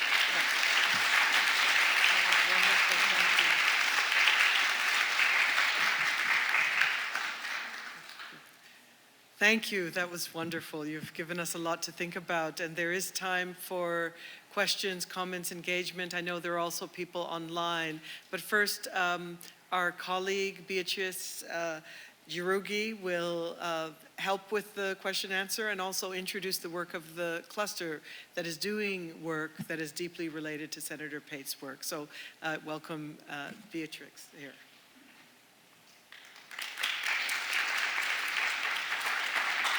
Thank you, Kamari. I'd like to thank Senator Pate for an inspiring, in many ways, of course, the inspiring work you do, but the alarming, things that we're seeing here that we really need to act on. And I did want to just open up the discussion period by sharing first with all of you briefly just some information about one of our center's most important recent initiatives, what Kamari just mentioned, the Research Cluster for the Study of Racism and Inequality, or the cluster as we have come to call it, focuses on collaborating with community members to identify the gaps and failures and also the successes of decades of equity initiatives and to develop transformative strategies to improve justice and security for all. So we offer a new platform for sharing and building knowledge by, for, and with Indigenous, racialized, and otherwise marginalized persons and groups in Canada and internationally. So with existing support from the University of Toronto over the past 4 years, cluster members have established a network of alliances between scholars and multiple community organizations, sponsoring research and knowledge mobilization for almost 20 projects on 5 continents, including collaborative efforts with several Indigenous communities on Turtle Island and also in the Amazon. And just for a few of the titles of some of the projects that cluster members have been working on, we have people, there's one, Rethinking Power, Agency and Choice, Women's Roles in the Nigerian Conflict, the post-colonial criminalization of Indigenous communities in the context of mining conflicts in Peru, civil housing projects in Mexico, and penal violence in spaces of rural precarity in South Africa. We also sponsor community outreach events that aim to transform policy and action, such as the recent National Town Hall on Canada's Black Justice Strategy, which was co-hosted with the Black Opportunity Fund, Black Research Network, Canadian Race Relations Foundation, and Victoria College here at the university. And I also just wanted to quickly announce that we're going to have another event this Wednesday with 3 of our PhD students called Reimagining Community Safety. So it's on the books if you can join us for that. So we're in the early stages of a fundraising campaign to support the cluster in perpetuity. And we're confident that with contributions from a wide swath of community members, we'll be able to build on existing programming that, and share collaborative knowledge that will have a strong impact. You may have noticed when you came in, there were some little postcards being handed out. There may be some also around the room, so please take one and you can find out more about the cluster. So Senator Pate's ongoing efforts in coalition building with Indigenous women, women with mental health concerns and other disabling conditions, young women, visible minority and immigrant women, and poor and otherwise marginalized and oppressed women exemplifies exactly the kind of work that the cluster is doing and will continue to do, and we're honored to have her here today. So we're delighted to provide this space now for a very important conversation. I thought while people are thinking of their comments or questions for Senator Pate, and maybe you can come up, I don't know how to, I'll stand aside, but I did wonder if you could just share a bit about how ideas and critiques of the idea of reconciliation are circulating and shifting now among various groups and stakeholders. Say legislators and policymakers, judges and lawyers, but also most importantly, Indigenous community members, especially women themselves. Well, I suspect you guys have a whole lot more information about that than I do, but I do know that one of the things that we try to do before we make a decision about a direction we'll take is to consult with the folks who will be most impacted. So the obvious is if it's about prisons and sentencing, then we go and talk to folks inside.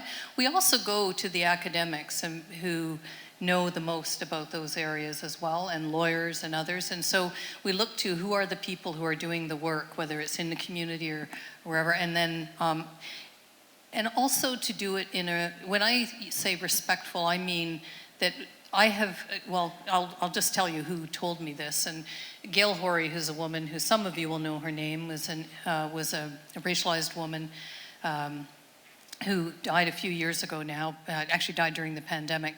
But when I first met her, she was in an isolation unit in Matsqui, which was a prison designated for men. And she was there because no other prison wanted her for women because she was so politically active. She had helped organize the sisterhood and stuff. And she said to me, I said, I was brand new in my job at EFRI at the time, and I said, how should I do my work? And she said, well, one thing you need to do is understand that it is just as disrespectful to parrot what I say as it is to never talk to me. And it took me, I have to admit, years to fully understand what she meant. And what she meant, and what she later confirmed when I finally got it, a slow learner that I was that, you know, if I respected her and other folks inside, I wouldn't just take what they said. And I'll give you an example. When we were doing the Arbor Commission, some of the women said, oh no, we need seg. And one of the things we were already arguing is why we didn't need segregation. And so we went in and said, well, why do you need it? And challenged back. That was the type of thing she was talking about, that when we come in, if we just parrot what someone says and don't respect them enough to challenge their ideas so that it's an iterative process that we're both learning and challenging and moving, we won't have as strong a position. We won't take into account as many perspectives. And I think in some places that's happening around reconciliation. Unfortunately, in some it's not. In some places, I'll hear people say, well, that's what the community said they wanted. And I'll say, well, what's that based in? Like, who in the community first? I'll give you an example. Just recently, I was asked to come and participate in some meetings in a certain community. And the matriarchs and elders were asking for one thing, and I'll just say Indian Act leadership was asking for another thing. And then they bring in white woman, me, and say, you know, Kim, we want you to advocate for us. And I'm saying, well, like who and what? And how is my voice going to assist in this process? And eventually we tried to work out, you know, it wasn't me, it was others I brought in. And ultimately they developed a process for how do we talk about this, and it was over resource development. And, part of the reason they'd asked me to come in is in different times I'd worked with each of those groups in different contexts. And so we tried to figure out a way to build a bridge between. It's not done, it's not finished yet. It's not a process it's ongoing. But to me, that is a respectful process where you can actually try and figure out, and also get out of the way. I'm not involved in the process now.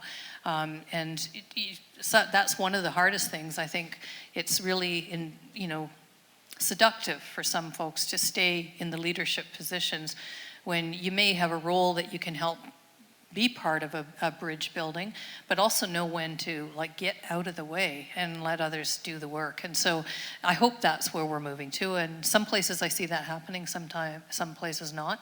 And certainly in the Senate, we're full of a whole bunch of people who've used to be, my daughter calls us all type A personalities. And my partner says, oh, it's a whole bunch of people who never learned how to play team sports very well. And so I think it's a bit of a combination of that. But, it's people who have been used to being listened to in a lot of places, and it's really hard for them sometimes to hear other people's perspective. And a number of us are trying to challenge that, and I hope people will always challenge. It's why I don't like the name, the honorable what? Well, how did that, what did I do to make myself honorable except get appointed to the Senate? Hello. So I think we need to be able to really think about how do we create a more equal starting point for people to be able to have those discussions, because none of us is better than anybody else. So we can open up the floor. I'll be moderating. I see 2 hands. I saw this one first. We have a couple of microphones, or at least one microphone. Okay. Should I take that one in? Yeah, well, that one. Well, firstly, I just want to say thank you so much for your words and coming to speak today. Truly, the only way that we can move forward is to speak and listen and ask questions, so I just want to thank you. And you mentioned a lot about giving voice to the voiceless and the presumption that the law applies to everyone, when we all know that's not really the case a lot of the time. And you mentioned your close work with the Honourable Maurice Sinclair as well, and I know that he did a lot of work on the TRC call to action number 6, which is to repeal section 43 of the Criminal Code. And I was just wondering your opinion on the topic, if you've done any work, and how you think it applies to the extensive research and communication you've done with incarcerated racialized women. So Section 43, for anybody who isn't aware, is the provision that allows, I say, people to beat their kids, but that's not what it actually says, but it's corporal punishment provision. And long before I was in the Senate, long before I knew Murray, was one of the things I was working on. I trained as a teacher before going to law school, not for a good reason. I went to law school to make money. I had no interest in social justice. Gotta say, just have to own it. You learn. But as someone who was in schools, and mostly as a substitute teacher, I saw people using power to try and control when, I loved working with adolescents, and if you can reason, if you can have something make sense, you don't need to use power. And I think that we've come a long way since we first started looking at Section 43. But there are still a lot of folks who want to see that kept. And one of the arguments used when we first tried to introduce it and took a position on it when I was with EFRI more than 30 years ago, was that it was a defense that mothers could use. And so I went and did the research, well, not just me, a whole bunch of other students and profs did the research, and we couldn't find one case where a mother had used it as a defense. We saw some where fathers had, and we saw a lot where teachers and other, particularly childcare workers, had used it, and in cases where, in my humble opinion, probably they shouldn't have been able to use it. But so, yeah, that's a very long answer to say I support the repeal of 43, and long before it was a TRC call to action. But that's a really good point. One of the things Murray always said is, even if you only can find one of the calls, find one that you can work on, because the fact that we have made so little progress on the calls to action or the calls for justice of the MMIWG, I think is shameful.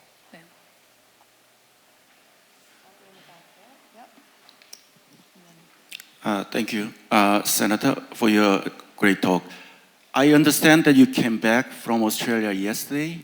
Have you found anything that Australians are doing better than Canadians in terms of the treating the indigenous people and indigenous women?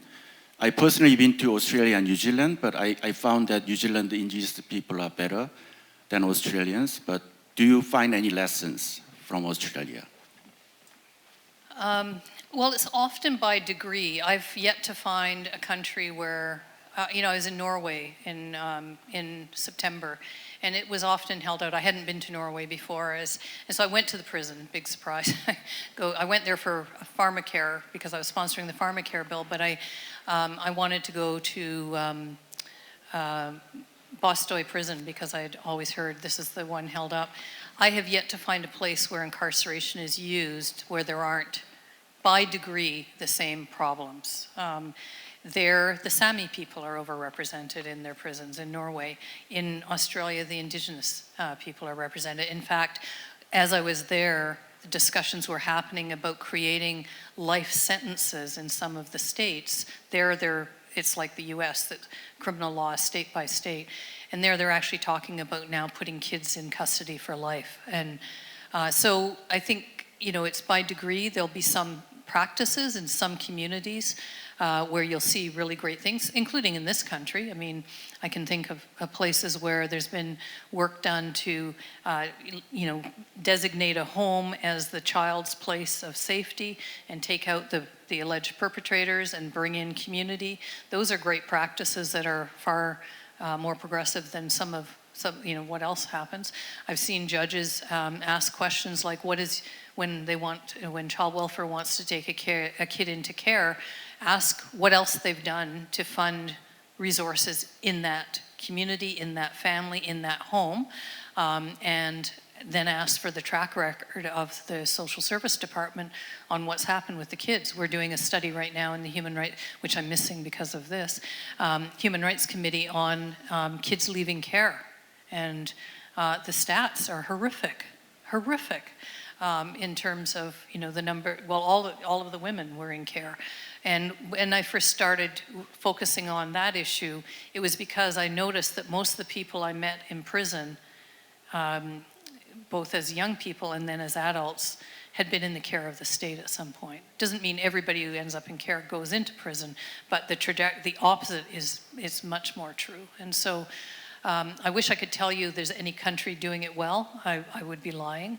I think there are better practices. Scandinavian countries, Iceland, Finland, Sweden, Norway, have certainly invested more in healthcare, education, social supports. And so they have, we would consider them not to have homelessness issues. They still consider they do. That's a testament to me of the ways in which they're trying to think through different approaches. They've invested, they may still be doing, oil and natural gas extraction. They consider it a national resource that then helps fund healthcare, education, supports. They have a housing first that's combined with a community integration and a education and income initiatives. Those are all progressive ideas, but and so those are things that I think we could emulate here. But I often say we could be the first. We could be the first to do it really well, and why shouldn't we try? I'm sorry, that's probably not the most satisfactory answer, but. Okay, I saw two hands, and we have time. We'll take, is it okay to take both questions, and then we'll wrap up that way? So I see Kelly and Tyler. Thank you very much, Senator, for such an insightful talk. Something that was so moving to me was your recommendation about rechanneling resources that is spent on incarceration to communities, to things like clothing, health, education, feeding, housing, and so on. I also happened to attend the Black Justice event that this department organized.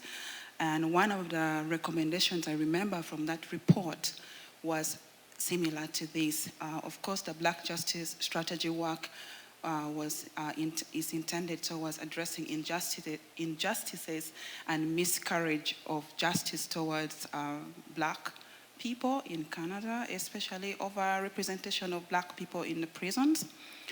And also the recommendation, one of it that came out there was similar to this. How about rechannel these resources to Black communities, education, healthcare, housing, and addressing issues of homelessness and drug use and so on. I have worked with women in northern Uganda who survived wartime sexual violence, and I have come to learn that justice, according to my work with them, is about living a life of dignity in the everyday, being able to afford basic needs like food, housing, to educate their children that are born as a result of these forms of violence. And yet at the same time, in the Ugandan case as well, if we all know about the International Criminal Court trial, they spent millions of dollars incarcerating one man.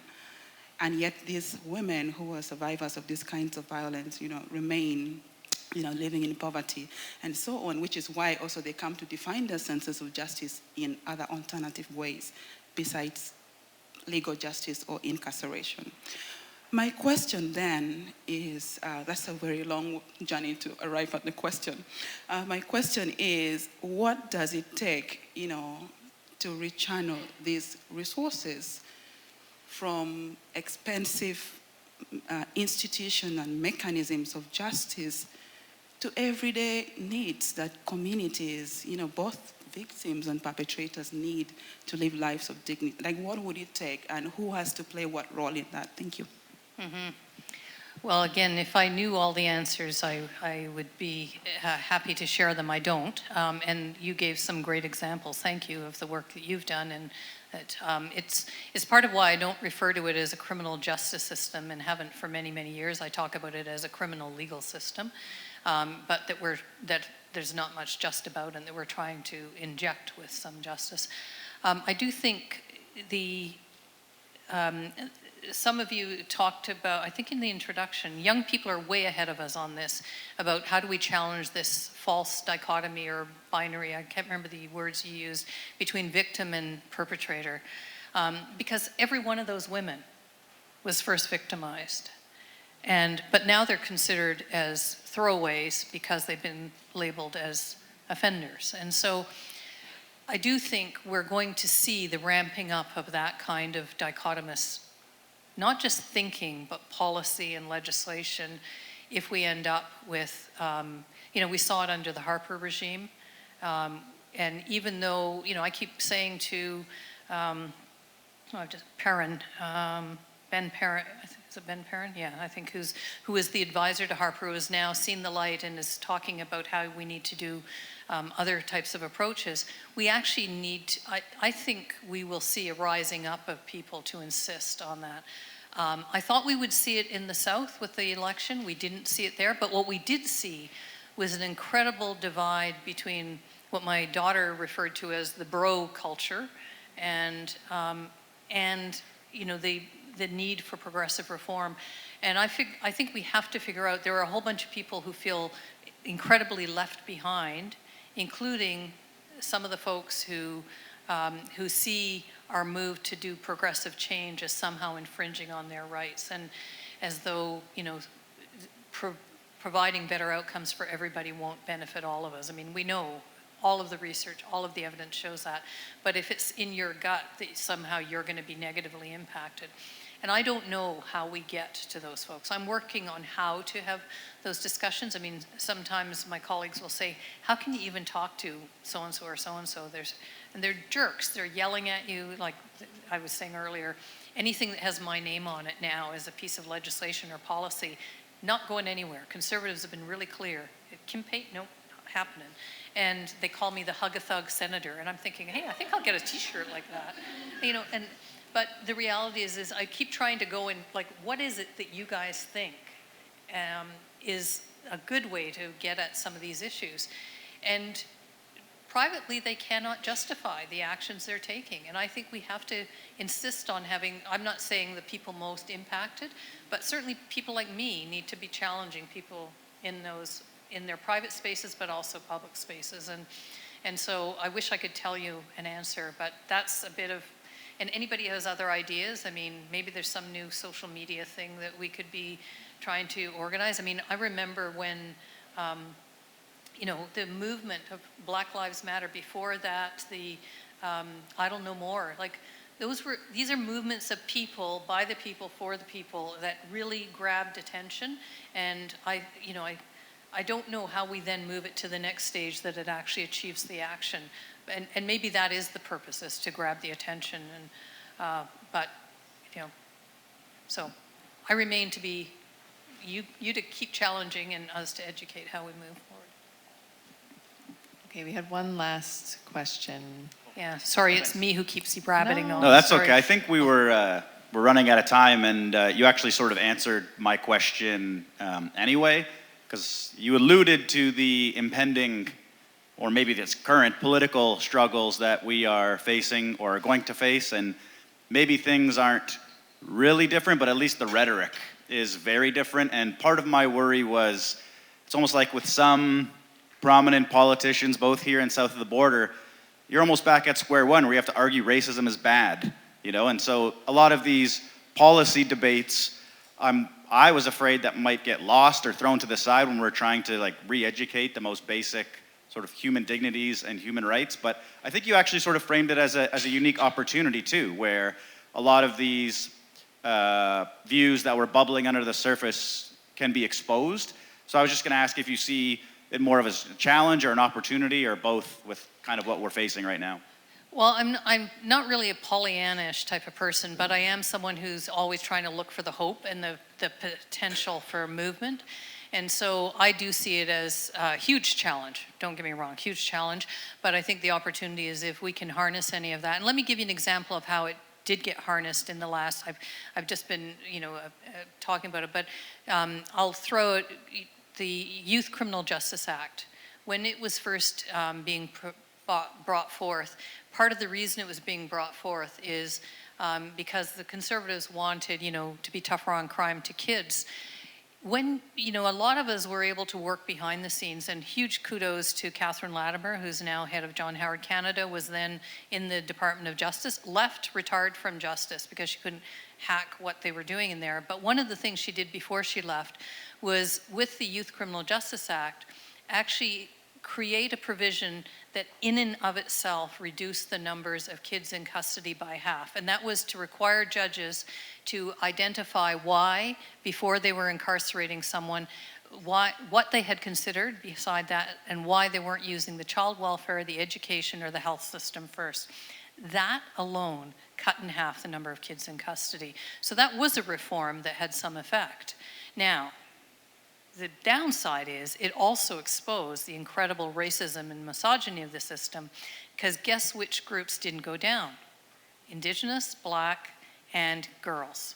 So it exposed, though, that we still need to do that work. And so I'm not in any way saying it wasn't a positive move, but it exposed that, you know, now we have 95 to 100%. So we know 50% of the women serving 2 years or more, those in the prisons designated for women, whether they're gender diverse or identify as women, are 50% of them are Indigenous. 1 in 10 is Black. So we know those numbers are going up. It's even worse in the provincial jails. In Saskatchewan, Manitoba, and the 3 Northern Territories, 75 to 100% of those in provincial custody who identify as women are Indigenous.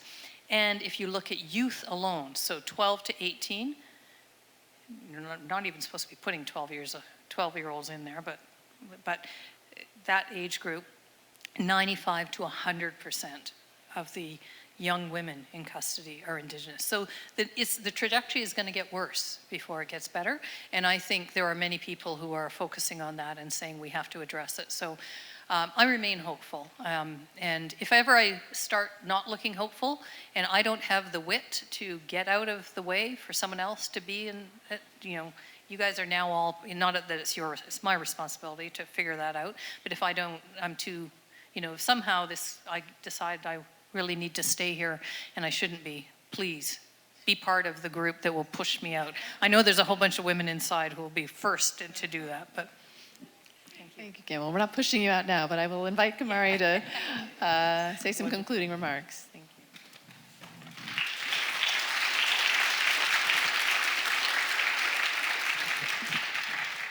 Thank you so much, Senator Pate, for that thought-provoking talk. And you were quite modest in your, on one level, inability or refusal to answer a very complex and wicked problem, which was Ketty's question about where do we go from here? How do we solve these wicked problems? But I know that had we had more time, you would have actually sat down with us in detail to talk about those recommendations and so much of the work and the comparative work that you're doing. And I look forward to that opportunity. I'm sure the center, our students, our faculty, et cetera, want to continue this conversation. So I hope that's an invitation to us. So thank you for that. I wanted to also mention that, or make a correction, that Justice Mark Edwards actually is in the back of the room, John Edwards' son.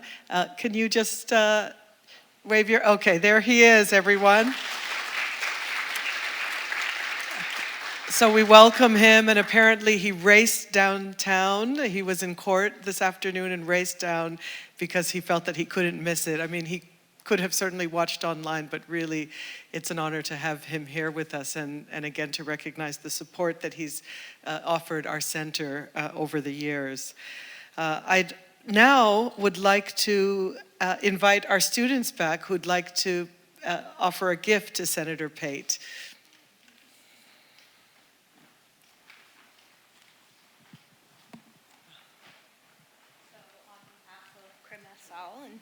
On behalf of the department and all of us today, we would like to present this to you in thanks, Senator. Thank you very much. Thank you.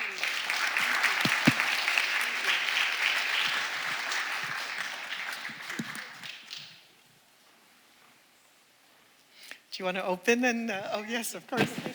We're very proud of this gift if you want to open it to show. Oh, justice is critical. Excellent. That'll be in the office. Justice is critical. So yes, and in so many ways, your life and the work that you do represents that. So we are proud to give you this gift. Thank you, thank you. And thank you, Audrey Macklin, for your innovative contribution to that. So just a few closing remarks because we have a wonderful reception to follow in the front room, and I don't want to stand between you and drinks, and I know some of you have drink tickets, etc. So we'll move into the front room. But our next lecture, it will be on November 27th with the, I don't know if I can say honorable anymore, Harold Lovell.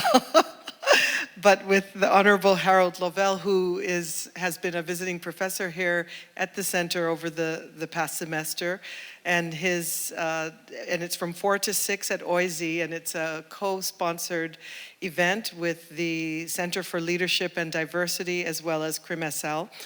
The talk is entitled Reflections on Law, Human Rights, and Democratic Leadership in Contemporary Caribbean Life. And so we welcome you to join us in 2 weeks, November 27th, Wednesday, from 4 to 6 at OISE, a free event on the top floor in the Nexus Lounge. So come and join us. There'll be food and drinks and really important conversations. So we welcome you. And so in closing, I'd like to thank many, many, many people who came together to help to make this event happen. And first and foremost, of course, the Edwards family, both online and in person. The staff who worked with us closely at the faculty club here to ensure that this event proceeded seamlessly. We thank you to our media, the U of T media productions team. Thank you for the work that you've done.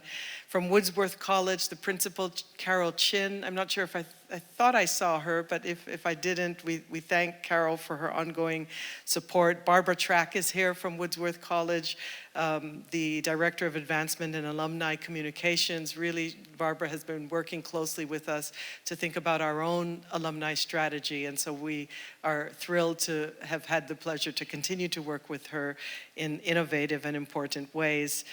Carolyn Peralta, the Alumni and Development Officer. From the law school, Dean Jutta Brunet. Of course, we thank the law school for their support. Our Undergraduate students, thank you for the work. I know that it took time in the middle of or at least at the end of the semester. There's a lot of demands on your time, yet you remain committed. And to one of our alumni, thank you for returning to and thinking with us about how we can express and engage with the senator and her work and her contribution. There are a number of other people from CrimSL, our staff, who really are the unsung heroes for so many of our events. Pat Doherty, she is really Wonder Woman in so many ways, from event to event to event.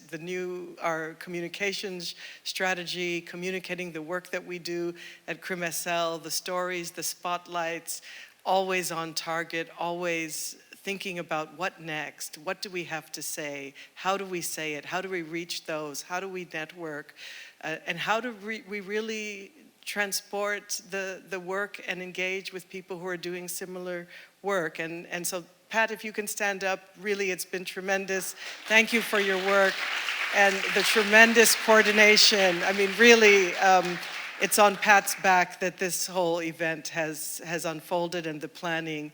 And so we thank Pat. We thank Ricardo Medina for his incredible coordination and work and communications, one of our research analysts at the center. Rebecca Melville, the center manager, we thank you. Of course, Professor Kerry Taylor. I don't know if Senator Pate was talking about the singing and the poems and the multimodality that is part of the teaching here.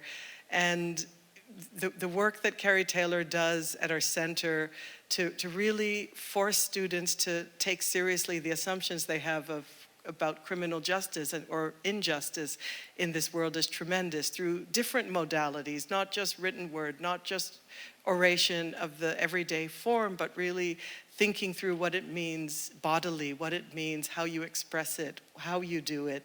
Circles instead of the classrooms with people looking at you, but instead how we engage and learn from and teach every day, all the time. And it really has been a pleasure to have Kerry Taylor as part of the Edwards Committee, Planning Committee this year, and to lead by example. There's also a number of other people quickly that I'll mention. Meng Cao, thank you so much for the work that you've done with the committee. Tri Fan, who takes care of all of our finances and keeps us on track. Thank you. Another unsung hero that pulls us together. And special thanks, of course, to Beatrice Jauregui, the chair of the cluster. Thank you for your help with leading the Q&A, as well as all of us. Edward, of course, so many of us. But thank you again to our alumni who continue to support us year after year. We hope to be able to re-engage you as we roll out this new alumni strategy. You'll be hearing from us. Look for that email. And let me say thank you to Senator Pate, and please enjoy the reception. This is part 2. It's in the front. Enjoy the drinks and enjoy your time. We'll be here till 7:30, and then we'll look forward to the next set of events. Good night.